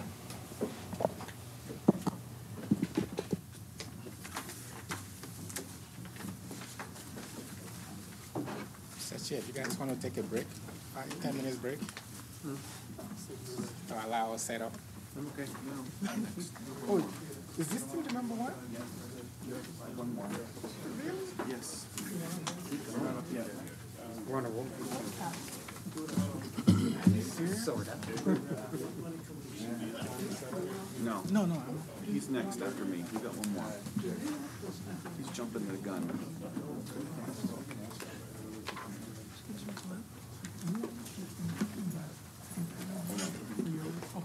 Yeah, maybe you have to bring it back to the planning commission, but there may be changes to it, so, okay, see you later. Yeah. Thank you, everyone. Bye-bye. How you doing? Good. Good to see you. Okay, we're now going to move ahead to new business. Item number 3, Stout Burgers and Beers Restaurant for a minor architectural application to review outdoor seating enclosure railings with a lighting and mister system for a new restaurant located within the first floor of the Rowan Hotel at 100 West Tockwitz Canyon Way. Mr. Chairman, I'm going to excuse myself from this item as I've been involved with the previous project. Okay. Do we have a staff report? Yes, thank you, Chair. This project is, as you mentioned, the last tenant to be placed in the base of the Rowan Hotel, which is at the corner of Museum Way, Bellardo, and the pedestrian promenade that goes through between the Rowan Hotel and the Building B, where the H&M building is. So the rendering that's before you today shows what they're proposing, which is railing around an outdoor patio, poles that will support a misting system, and also lights. So I have some photographs of existing conditions, and you'll see the scoring in the pavement where the dark pavement meets the lighter pavement. The proposed railing will be on the inside of the dark lines. It will go around the 2 palm trees and extend, of course, enclosing the restaurant use. So this is a look up the pedestrian walkway towards Museum Way. Once again, the fencing will go on the inside of the darker line of the pavement. The other restaurants that are there, then this is on the west side facing the museum. There's a little area that they'll have outdoor seating, which will enliven this corner for sure. So let me get to some photographs of other uses. So this is the House of Pokey, which is across the pedestrian promenade. You'll see how it's anchored into the ground. You'll see the light poles, and then the lights, which are going to be clear like this, clear bulbs that will be anchored to the side of the building. Oops, sorry. So the Juniper table, which is at the other end of the promenade at the base of the Rowan Hotel, is a little bit different. They don't use railing. They have some tables that front along the walkway, and then their lights are a little bit taller. They come off of a ring around the palm trees and connect to the first level of the hotel. So I just wanted to show you what else is out there. And that this picture also, if you look farther down the street, there's the Tommy Bahama, and their proposal is completely different. They're big, bulky poles that hold and support umbrellas and a mister system. So it's a little bit different than what they're proposing. What House of Pokey is what is more similar. So there's a drawing in your packet that shows the details, the specific 1.5-inch steel tubes. The heights are, I think, 9 feet, and then the string connects to the side of the building. So that concludes my report. It's the total number of seats is in the report. I think it's, what is it? 74 on the main occupant area and 18 on the west side that faces the museum. What's before you today is just the railing. It's not the furniture within the dining area. That will be determined at a later date. So that concludes my report, and the applicant is here. Thank you, Glenn. Does the committee have any questions of staff?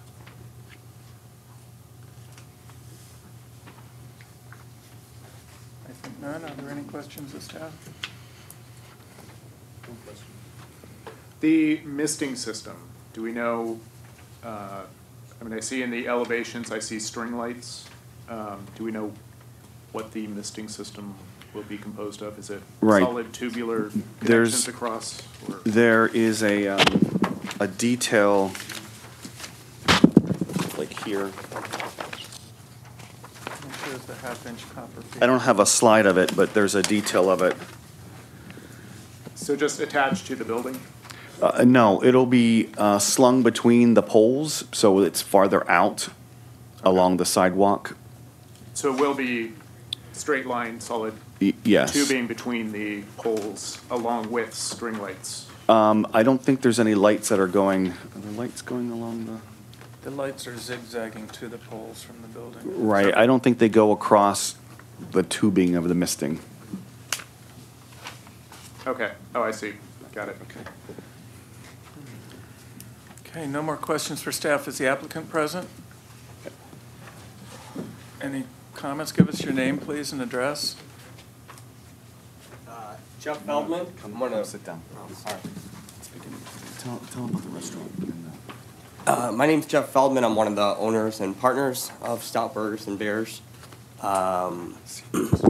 Been around almost 10 years.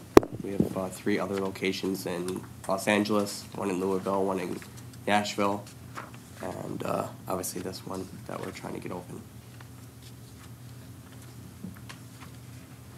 Okay, any questions from the staff of the applicant?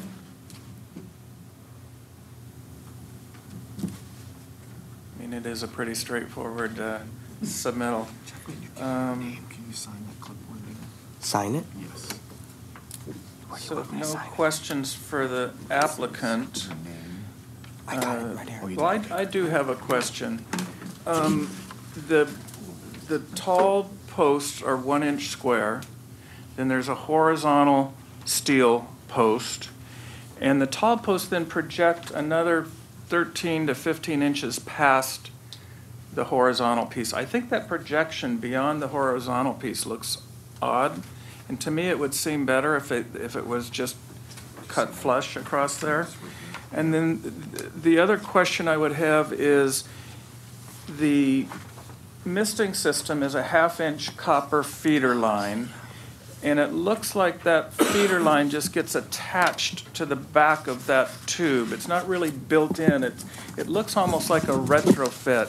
Since this is a new construction, is there a way to get those feeder lines a little more integrated into the structural system so that it doesn't look like you've got these nice square tubes, but then a little round pipe just kind of hung on the side of it?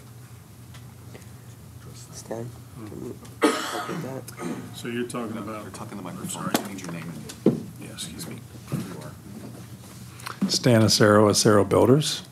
My brother's also the architect, Roy Acero, so I'm kind of here for him. I live in Palm Springs, but my office is in Palm Desert. Could you explain that again a little more, what you're kind of after? On your details, you show that the horizontal bar that runs between, if you look on your sheet A101.2, Yes. the second set of drawings from the top, you've got the horizontal bar at 7 foot 9 inches off the floor, and then the columns that support that project up another 13 or 14 inches. I think that projection looks odd, and I don't know why you wouldn't just cut that off at the height of the horizontal piece. I'd have to ask Roy. But then my bigger question is, when we look at the material board or material photos, you're showing a 1/2 inch copper feeder line and then the little misting heads that get screwed into that feeder line. Well, I'm just assuming then that that round feeder line is just being somehow attached to the side of that tube. And I'm just wondering if something a little more sophisticated, since you're building the system from new, can that feeder line somehow be incorporated into the structural system that you're building? Maybe there's instead of that being a solid tube, it might have a routed piece in the bottom where the feeder line sits up inside of it. Something to kind of make it just seem a little more integrated. Okay, sure. We have to talk to the misting company.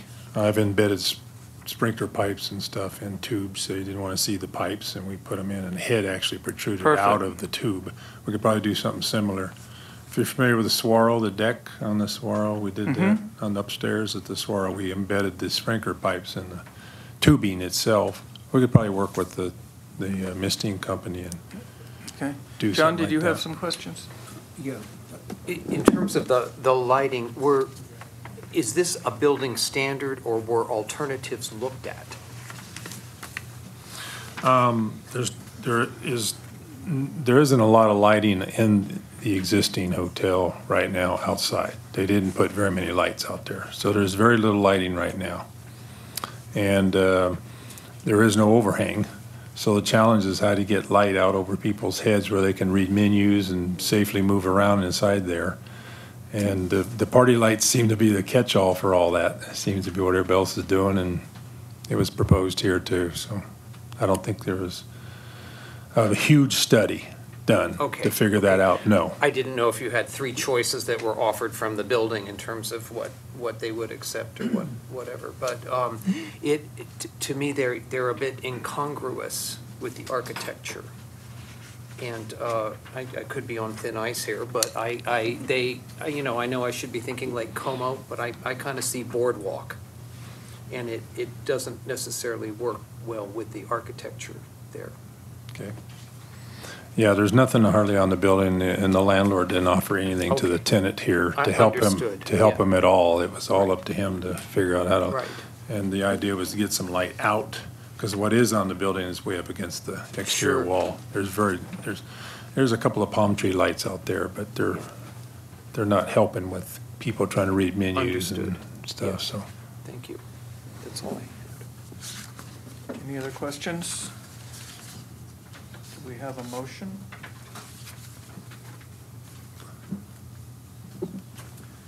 I propose motion to approve with the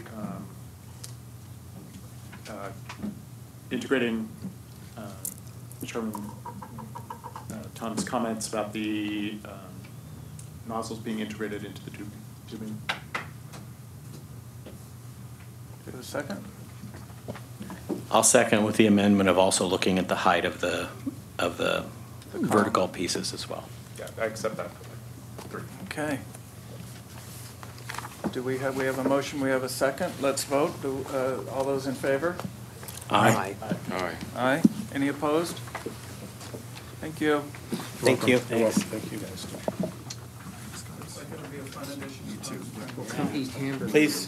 Please come and try us. Yeah, I've been to the one on Ventura Boulevard. So it's good. Oh, you have? Yeah, Oh, it's great. cool. Looking forward to it. All right. Thank you. Okay, new business. Excuse me, new business number 4. Michael Flannery for a minor architectural application for exterior renovations of an existing 2-story office and commercial building located at 750 North Palm Canyon Drive. I'm going to recuse myself from this one. Okay, Sean is recusing himself. You'll be called.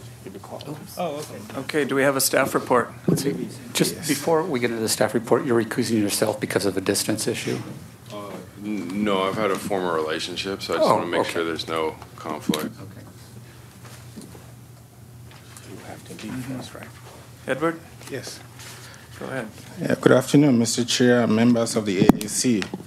So this is a minor architectural application, and it is for the renovation of the building at 750 North Palm Canyon Drive. So just a very brief background on this building. It was actually built way back in the 1980s, and it was occupied by a bank for a long time, and but it's been vacant ever since the bank vacated the building. Records at the City Hall did not indicate the occupants after then, but the building has been vacant for quite a while. There were 2 other applications to turn that site into a hotel in the past, but those never moved forward. And so the building again has been vacant. This applicant are the new owners, and the reason for the renovation is that the use at the location is going to be changed to that of office and a restaurant, hence the renovations. I have some exhibits on the board because what I have on the screen may not be very clear. However, the pictures that you see now depicts the current condition of the site. It is vacant, like I said, although last year, in 2018, staff did approve other renovations at the site. That only relates to the landscaping. So what you are reviewing today does not include landscaping. It is only for the exterior renovations, which will involve all the 4 sides of the building along North Palm Canyon, the southern side, and of course at the easterly side of the project along Indian Canyon Drive, sorry. And your recommendations today will be to the Director of Planning Services. So just a brief description of what the project will entail. It will entail a complete do-over of the front section of the building, and in particularly the driveway along North Palm Canyon will be eliminated, and in its place there will be a canopy that will require. Again, this is the existing conditions. So the next slide here shows what the new site plan will look like. Again, the changes will involve the frontage, and then on the side, let me show you what I mean. So this is the current frontage, and the driveway is suddenly part of the site. This driveway is going to be eliminated, and you will have a canopy that will stretch from the front and wrap around the building. And also, I mentioned in the staff report that the driveway will be replaced by a curb and regular sidewalk along North Palm Canyon Drive.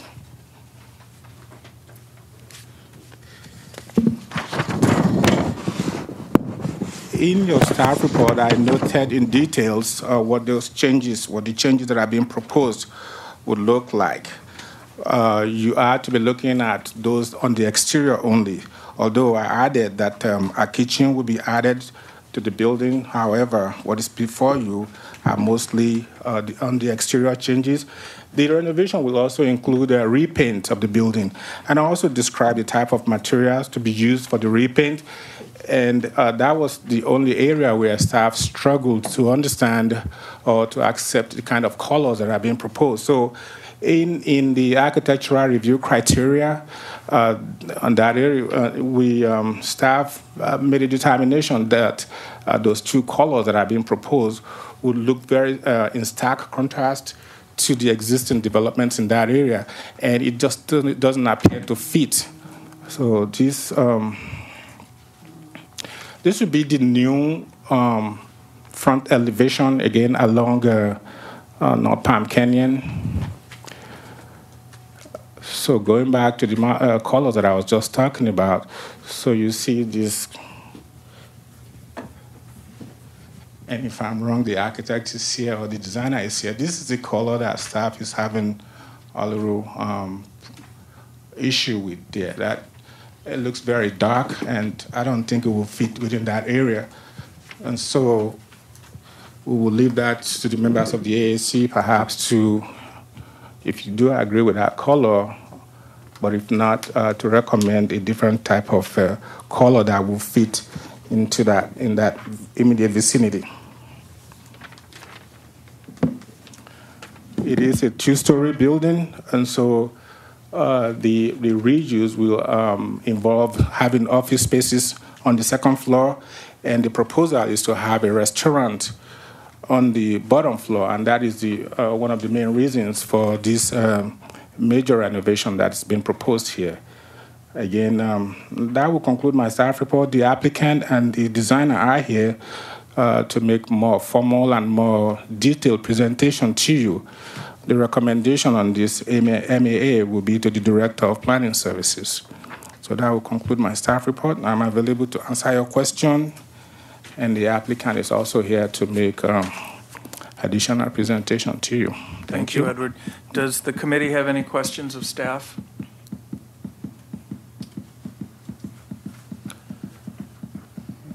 I have a question. I'm not sure if this is a point that you can reference. Previously on this site, there was a proposal to create a hotel. Is that That's correct. correct? Correct. Did that hotel have an outdoor entertaining space? I do not, maybe the director. It had a bar on the roof as part of the proposal. Okay. Thank you. I just want to have a clarification to staff. We're only looking at the architecture of the building. We're not looking at signs, we're not looking at parking, we're not looking at landscaping, but we are looking at colors and materials. Is that correct? That's correct, Mr. Chair. No more questions of staff? Is the applicant present? Please come up, give us your name. This one? Yes. Do I push it? Yes, you have a seat, sign in. Hello, I'm Mike Flannery, and this is Chris Porter. My local address is 803 North Palm Canyon Drive, Palm Springs. I'm a resident of Palm Springs as well. Your name? I'm Chris Porter. I'm sorry, I thought he introduced me. So either Mike or Chris, give us an overview of your project and what you're going to be doing here. So, I haven't been to a AAC meeting in about 13 years, so kind of forgot how they went. So I probably prepared a little too much information. This project, first of all, I'm sure everyone's clear that we have nothing to do with the previous projects that were submitted. That's a previous owner. We closed escrow a couple months ago. So I just wanted to make sure that that was clear to everyone. I know there's some history there, and we're part of the new history, not the old history. The people involved in this project are myself and Laura. We're long-term residents of Palm Springs. We've been in real estate, commercial real estate, development work, and I own a couple of businesses here, including Acme House Company, a vacation rental management company. We just, the first point we wanted to make about the property is that there is a reason why it's in its current condition.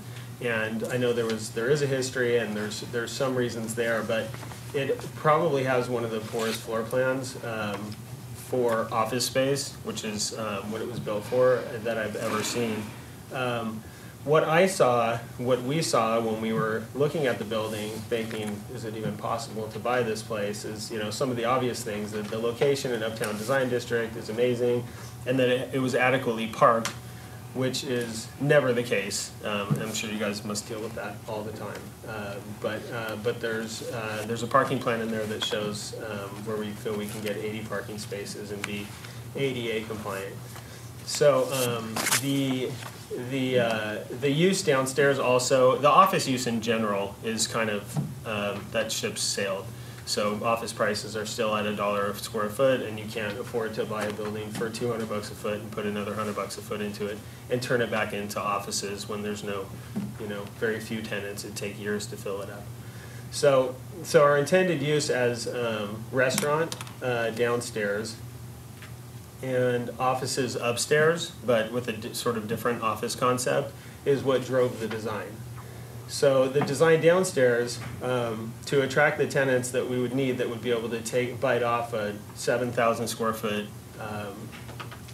piece of interior space, they needed the exterior connected space as patio to make their businesses work. So we worked along those angles and worked with staff in planning department, and they were able to tell us that there was, a good chance of making the breezeway or driveway go away, as I guess it was there for a bank, which is no longer the use. So anyway, that kind of brings you up to speed as to why we're trying to do this project. I need office space. I wouldn't use the downstairs. It's too much office space. I can barely fill the upstairs. And then we have this big downstairs piece that we need to fill, and it should be restaurant. So the patio, the changes to the front with the in the elevation with the block facade and the block wall in front, the patio cover, the little pop-up roof on the patio cover. All those items are meant to add different materials, colors, textures, in order to give this building street appeal. And we're trying to use the building as a backdrop, I guess. Instead of tearing down the building or coming in and doing a massive construction project that may or may not be successful once you find out your costs and whatever. We've all seen it happen too many times.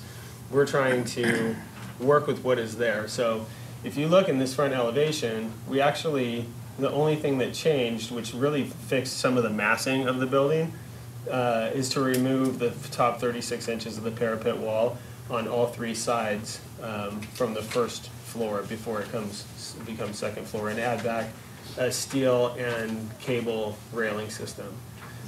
The wood facing above the drive-through remains wood. We'll replace it with something more attractive and paint it out to match the stucco, but it's the same material. So the real additions are tying the building together by taking the glass of the front doors here and carrying it around the corner and then down the breezeway 60 feet. So you just get one, repetitive glass pattern versus having it be all cut up. And right now there's stucco curvature here. So it'll still be curved, just glass. We did propose, if you see on the plan view, you'll see that we proposed to push out the roof area where it's cut in here and then comes back out again. And so we brought it out about halfway again. And so then this glass that used to go straight up and then kind of atrium in, now goes all the way up straight. Those are the main changes in the front. The dark color, I know it's pretty extreme.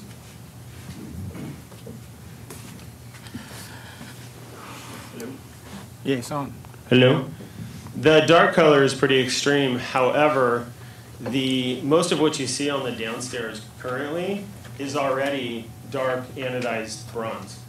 And right now the glass is heavily tinted dark bronze. So all you're seeing is dark anyway, except for over here, the glass ends and you see the vault exterior, and we're proposing to cover that in a screen block material.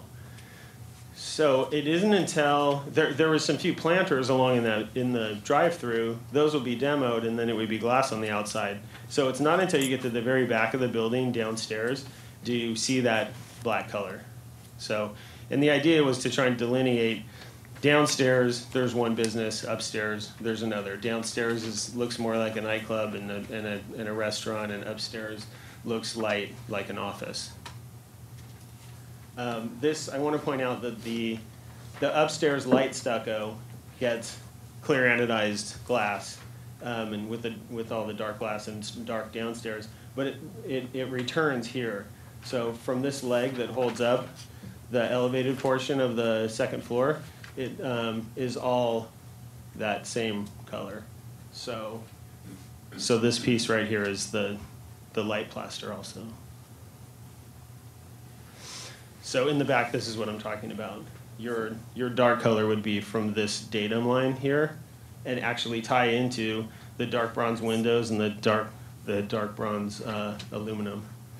So it's really just this section here that would be really dark. And then all of this is clear anodized aluminum, clear glass, and light. It's actually base 200 stucco, just hard troweled. If you can imagine that look. The graphic shows it as a little dark.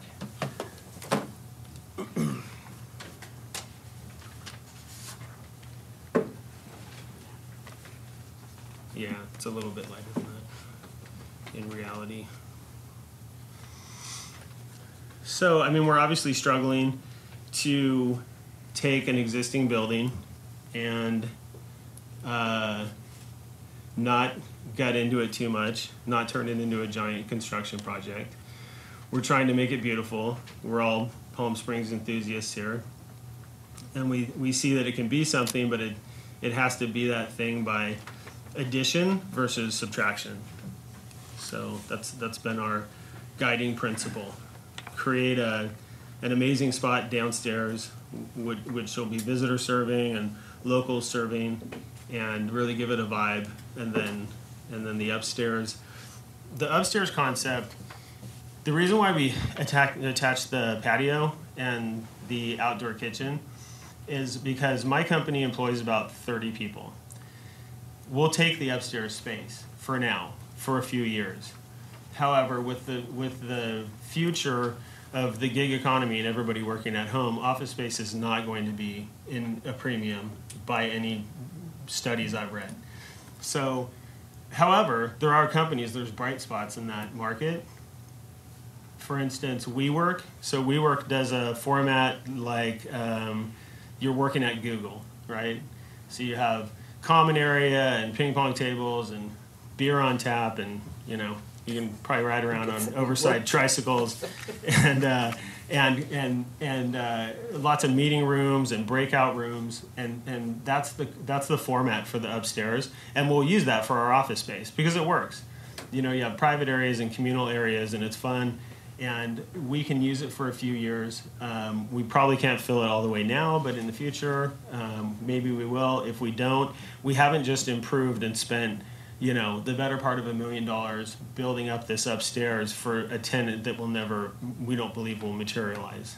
So this addition of the outdoor area and some of the adding the glass to the west above the rooftop area allows us to feel confident to invest into this building a lot more than we normally would, because we feel like we have that future tenant, the co-work space.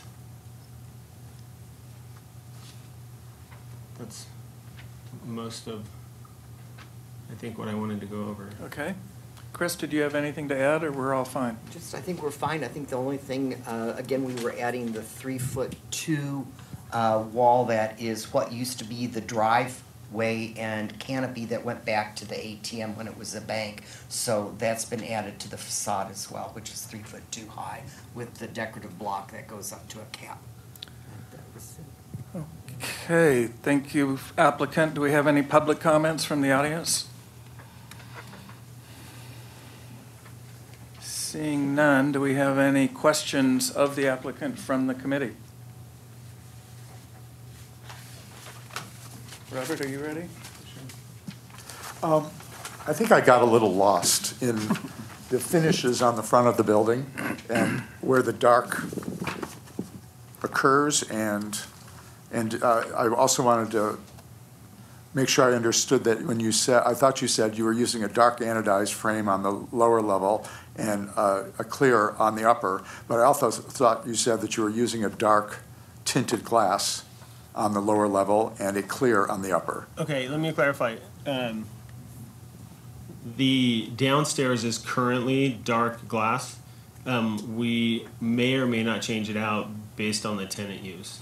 But the photos of the existing building doesn't show a lot of glass, not nearly what you've got shown. So, huh? They're all boarded up. They're all boarded up. Okay. And also the curved portion, right? This guy right here is stucco currently, and we're looking that would become glass. And there it's boarded. Today, if you were to drive by, that shows as clear glass like it's shown in the elevation. So talk to me about the color on the front of the building, particularly the first floor. If we could go back probably to the elevation. Yeah, if we can do it, if you want to do it from the existing. Well, yeah, either way, what would have been helpful is to actually have a little color rendering. Yeah. So we can actually see what goes where, and maybe even a 3D view, because there's a lot of ins and outs. And so just walk me through it now with that, on that elevation, please. I'm a beginner, so please forgive me. So this area gets the screen block that you see in the exhibits, and it's clad onto the old safe or vault for the building. So you can't really add windows in there or whatever. So we're cladding it, and we'll do some backlighting and that kind of thing. And the frame around the screen block, what is that? Is that stucco? That's stucco. And that is what And so color? that would be black. That'll be black. That And as you look through the screen block, what color do you see? The screen block is open, right? That would And be dark. it's in front of a wall. Yeah, that would be dark. I was thinking about it, Chris. Yeah, dark. And the block itself? Dark. And the block is a natural concrete color? It's yeah, it's that tan. When you buy the block from Stanton, and it comes out in a tan color. So it's not orangish tan, like a not gray, not brown. To tan. Okay. Yeah, but thanks. And it looks like you're adding a canopy across the whole front of the building. Yes. And on the right side, there are supports, posts, Mhm. and on the left side, it does not appear that there are any. It would be supported out from the building. Supported out, so it's cantilevered out from the building. Okay. Okay. Which, there's a couple of things that we're not permanently married to, and, which of course we can never be permanently married to any of them, but the glass, there was talk about how switching the glass, so having the light glass, the light aluminum in the dark painted area. There was, which wouldn't do much to the front because it's but the other one was, what was the other one? Oh, it was to not have the roof, because it comes out a good like 4 feet or 5 feet from the face of the building, to not have it come down this far. But we were trying to find a way to tie these two pieces of the building back together again. Okay. So And then- we thought down here, between down here and up here and this, we could kind of Okay. shuffle those pieces And, together. and over the existing driveway, just above the canopy that we were just talking about, there's a little, it's hard to read the notes because we only have it at this size. But I'm not sure, you can see it's a little bump up and then goes horizontal. That guy right Yes, there. what is that? That's a secondary roof that sits on top of the roof line we were just talking about. Is that an It's just a existing? little further, excuse me. Is that an existing? No. No. Both these are new construction. Okay. The existing is just the canopy that was the old drive-through back to the ATM machine. Okay. Which has office space. So we're open over here, down the center. This is for like utilities and where you would hang your ceiling fan from and that kind of thing. Okay, all right. So it's a completely covered dining terrace, what Chris, used to be in the driveway. Chris, can you use your microphone? Oh, sure, I'm please? sorry. Because this is being And then, just to talk about the upstairs kitchen, so your intent right now is to leave that for your own personal use as part of your office space? Yeah, so we can occupy about 75% of the upstairs currently, and we'll co-work space the rest of it. And so that's I wouldn't build a kitchen that big for me. It's more to complete that product, that office product. At any time, do you see it being part of the restaurant operation on the first floor? No. No? No, we have a tenant, we're days from a lease, and I don't, they could never, it'd be 10 years before they could even imagine biting off more than what they have done, and I don't want one building overrun with one tenant, where if something goes wrong, the whole building goes down. So I really do want it for my office. Okay. You know? No questions more right now. John McCoy? I'm not completely clear. I understand the drive-through. You're taking that, you're converting that to dining space, outdoor dining space, hard ceiling fans, all of that. Towards Tockwitz, it says covered terrace. Is that additional? You're adding another covered terrace out in front of the existing driveway? You're pulling Right. another terrace out towards Tockwitz? No, Is towards that- Palm I Canyon. mean, Palm Canyon, sorry. So the second floor creates part of the cover. Right. Right, and then from the face of the building where the covered part stops, we come out and connect with this roof structure.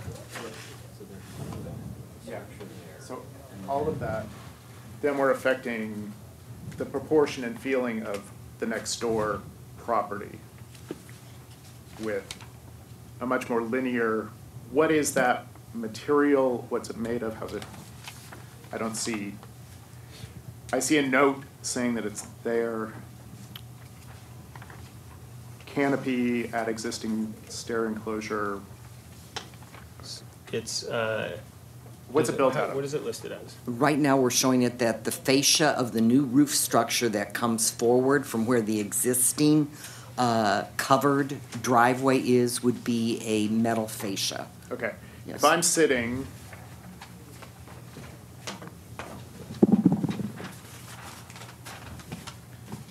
sitting, in front of that existing covered area, which is Correct. currently driveway, and I look up and I can see sky. No, it would be- When you do your construction, I look up, what do I see? You're gonna see a canopy, a roof structure that comes out from that facade. And that will be, I'll be looking at stucco, I'll be looking at, That's clad metal fascia right now. Underneath would be, we've not developed the reflected ceiling plan yet. but it's absolutely solid. Correct, correct. It's not penetrating through, no. Okay. It's a solid roof structure. So that's a big change in the lines of the building. Yes. And then what we were talking about was how far we run that across the front, which we currently are showing in the elevation, going all the way across to create that linear line Okay. in that elevation.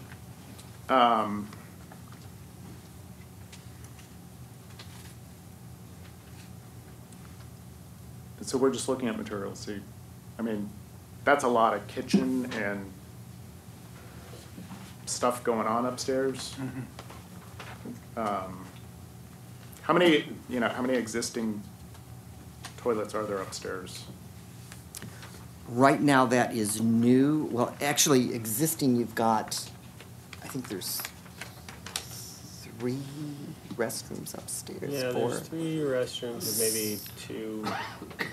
Yeah, two one or stalls in each. there's one stall, and then the other 2, I think, are 2 stalls. But where we're showing that's another change to the construction, I don't think that we've spoken about, is where there's an open space upstairs.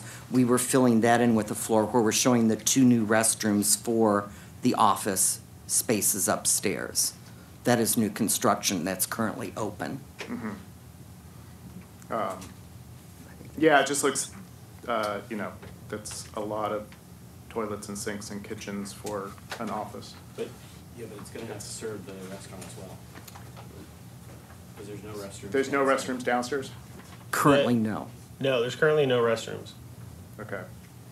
So for ADA, they have to go up the elevator to, No, the restaurant, when they do the tenants, that would be part of the tenant improvement on the first floor to add the restrooms there, is that correct? Exactly. So the tenant that we're talking to does an act at night, 3 shows, and so they need, they have their staff, they have changing rooms, they'll use some space upstairs at night.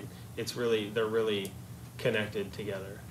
So the upstairs, after you add the bathrooms on, and with the kitchen, we're well over 6,000 feet up there, total square footage. Correct. So I was just trying to create as many bathrooms as I could.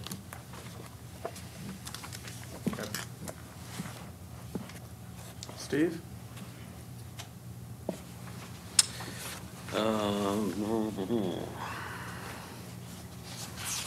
Yeah, I kind of agree with Robert. It'd be good to see a 3D, kind of everybody's doing 3D renderings now, to see a little bit more of how the massing works with the overhangs and stuff. So it'd be good to see that. And then I'll save my other stuff for comments. John?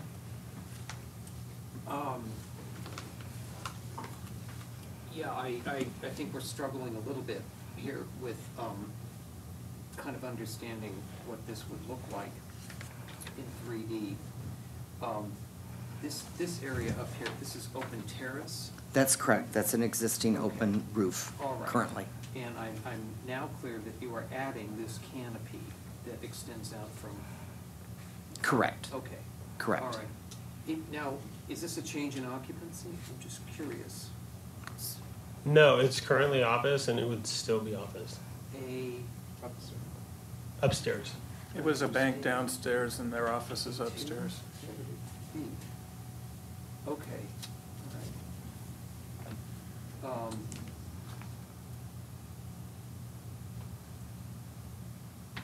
And essentially, what's existing there now at that terrace on the upper floor, that's about a 3'6" high parapet wall, and we're bringing that down to where it would be 4 inches above the upper floor level, and then adding an open rail system. Got it. So that lightens it up. It's not so bulky as it is now. Okay. Yeah, it's difficult to see what's going on. It's a problematic building to begin with. You have my sympathy. And I'll be a little blunt. It's a bunch of jumbled masses that are untethered. So we're kind of looking to get a cohesive sense of the building itself and its impact on the street. And it's a struggle. Okay. That's all. Okay, Mr. Dosey. A couple questions. The upper level rooftop terrace, from the photo, it shows that there's utilities and air conditioning units. Where will those now be relocated to? The obvious place is the roof of the second floor, which is about 40, how wide is it? How deep is it east-west? Oh, gosh.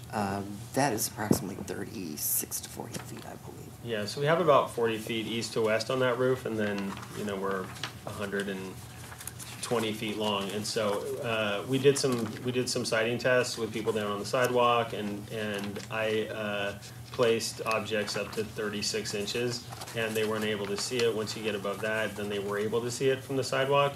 So if you get too close to the north end or the south end of the roof edge with anything projecting up, it will be easier to see, but there is a sweet spot in the center of that roof where if you use these, I don't know the term, even though I've been a GC for 20 years, the package units that look like a Volkswagen bus, those will not hide up there, but we can use the ductless mini split systems for our upstairs, at least. That's what I plan on using, and so those condensers that sit outside are much smaller and can be hidden. The downstairs, we don't, without the tenant or a submittal to the building department, we don't know where, but we fully understand that we're not going to plant giant package units up on the roof and for all to see. So I don't. Okay, and I think my next question, if I understand it correctly, on sheet 1.2, so that extension of the overhang comes out 6 feet 11 inches and continues parallel with Palm Canyon Drive along the face of the building, and then all the way to the south property line as well. How does that interface with the building next door? Does it extend beyond the building next door? They're right about up at the same lot line as well. So we're not going beyond the lot line. Okay. We had talked about holding it back a few inches. Yeah, I think the upper roof terrace, basically you're kind of following with your railing and the layout of that, the existing curve of the building of that floor. So I think there's still a movement. I think what my concern is if we lose some of the ins and outs of the building, at least from the street level, and how it interfaces with the adjacent property. So just so I'm clear, because I'm confused again. This is open, and this is open, but this is solid, and this is solid. No, that's all solid now. This is solid too? That's correct, yes. So what does this piece do? That literally, it sits on top of the additional roof line that we've added. It floats on top of the beams. It floats on top. And that acts as a raceway for electrical and plumbing and, those types of things, and acts as a detail, Okay. And then it's solid going north to where that To the dimension corner, line is, correct. to the That's corner. what we've taken that line and taken it all the way across. That is correct. I think that's probably all the questions of the applicant. Thank you very much, and we'll discuss now. Who wants to go first? Let's start with Tom Dosey. You know, I like what's being proposed. I think we have to kind of study the drawings to get a feel and a mental image of how all the pieces are gonna go together. I am concerned how the equipment will end up in terms of the amount of space and what it's actually gonna have to condition. And I think that would be important to see on some type of roof plan or upper level plan, how it's laid out and how it's gonna be screened. Okay. And also how this proposed linear overhang interfaces with the adjacent properties. If there's a way to indicate on the plan, you know, the outline of the adjacent building and its overhang and the sidewalk, just extend the drawing a Well, little it's further. a quaint little Spanish house, so it's very Well, it's- different than yeah. anything Yeah, happening here. exactly. John Walsh? I think I'm stuck back with trying to get a better sense of it in 3D. That's what we need. Okay. So I guess a couple of things I'm struggling with is while the building is an odd building in general, it kind of has a bit of a, for lack of a better word, a bit of a brutalist sense to it. And I feel like what I'm seeing in the elevations tend to just flatten it out and make it look like a very nondescript office building. So as I look at the existing, if you can pull up the existing elevations, you know, the front elevation at the top above the walkway has a kind of a recessed, there's some thickness in that wall that I think you could play with to give it a little bit more character in the front.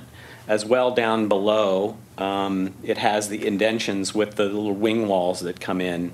If you could set back the glazing to the back edge of that, then I think you get, it feels a little bit more like you're playing with the volume of the building instead of just kind of flattening it all out to the exterior. I know we're losing the sort of Aztec-y kind of slanted posts. They added some character to the building, I think, and I think taking those off and replacing it with a flat, kind of a very linear flat piece, kind of, I don't think it achieves the same goal. So I think I'd like to see you look at playing with that overhang along Palm Canyon to maybe undulate it a bit so it gives it a bit more character and follows a bit more closely with the outline of the building. My other concern with the terrace is that, you know, I've walked under that a million times to go to Jake's, and it already feels like a very dank corridor as you walk through it. And I feel with extending it all the way to Palm Canyon, it's going to even make that feeling worse. So I'd be careful in how that space is going to be utilized, and if it's going to be completely filled with tables and better lighting under there, then maybe that's a good thing. I would look at, instead of having that covered terrace completely covered, maybe we pop some, you know, some holes in it to get some light in there, because I think it's going to feel really, really dark in that area. And I think that's probably enough for now. I like the idea of taking the parapet down and lessening that volume. I think that's a great idea, to get a little bit more of an elegant, as much as you can on the Palm Canyon side. That's it for me. John? I'm glad to see the building coming back into use. I am with Member Walsh that it's difficult to read as to what we're actually getting in the final product, and I'd like to see some better renderings of what it's going to look like across the facade, and also how the additions on the second floor affect the architecture and placement of equipment. Okay. I'm pretty much in agreement with the other comments. I also want to say that I'm not 100% comfortable yet with the dark band of the first floor and the light band, and then the changing of the frame material. So I think to help resolve some of those doubts, it would be I'd like to have you come back with something with a color rendering, three-dimensional. These were really actually very hard to read, and I've looked at plans for 30-some years, so thanks. I would echo a lot of the comments we've been made. I think for a group of professionals here that it was very hard for us to understand how much new roof is going in. We haven't even talked about the posts that are holding it up that seem quite underscaled. I also agree with Steve that the feel of that being totally covered would just be so oppressive. Just standing under the portion that's two-story now is not a pleasant place to be. And then I also question that it appears to me that you're removing all of the stucco wall along the portion that's facing Palm Canyon and that's facing the old driveway and making that glass. And then I hear that you might be having a tenant that's doing entertainment, and I really fear, I don't know if we all remember, before Lulu was in that space, there was a nightclub, and they painted all the windows black so that people couldn't see in, and it was so oppressive, and it just looked so cheap. So I love the concept of the windows if we're looking into restaurant tables and people and activity, but I'd be fearful if that had to be darkened for privacy. And along with Member Rotman, I'm very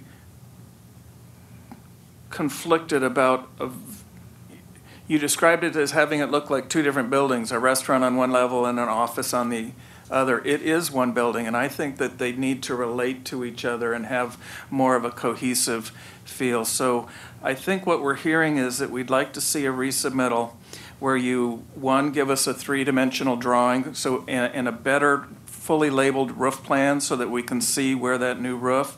I'd also like to see on the roof plan of the second floor where that new equipment is going to be going and what sort of screening wall would be used around that equipment. And when we talk about a metal fascia, that could be 1,000 different things. So let's have a little more specifics on the materials and the detailing on how those materials are going to put. Having said all that, I think it's a great concept to take this white elephant and make it into something that's going to be a vibrant building. So I applaud your courage to do that. Do we have a motion? I'll second the courage. Motion to continue. And is that? Yeah, with our comments. With our comments, yes. Do you have a second? I'll second. Go ahead. All those in favor? Aye. Aye. Thank you very much.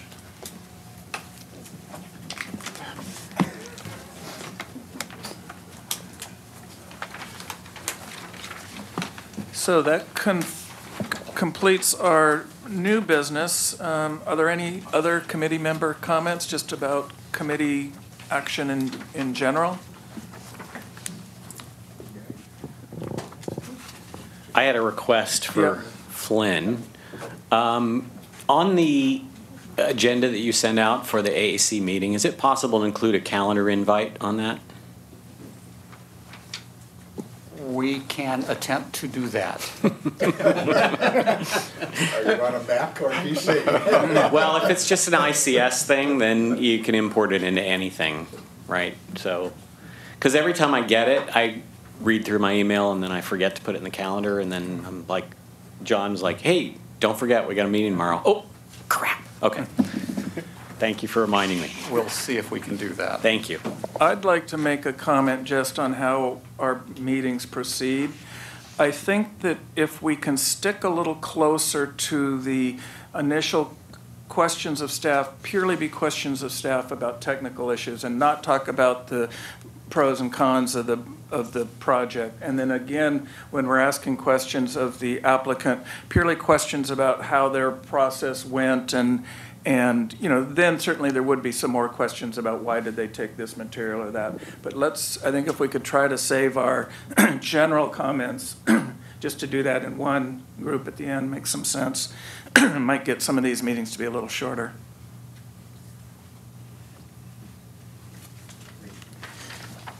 Staff member comments?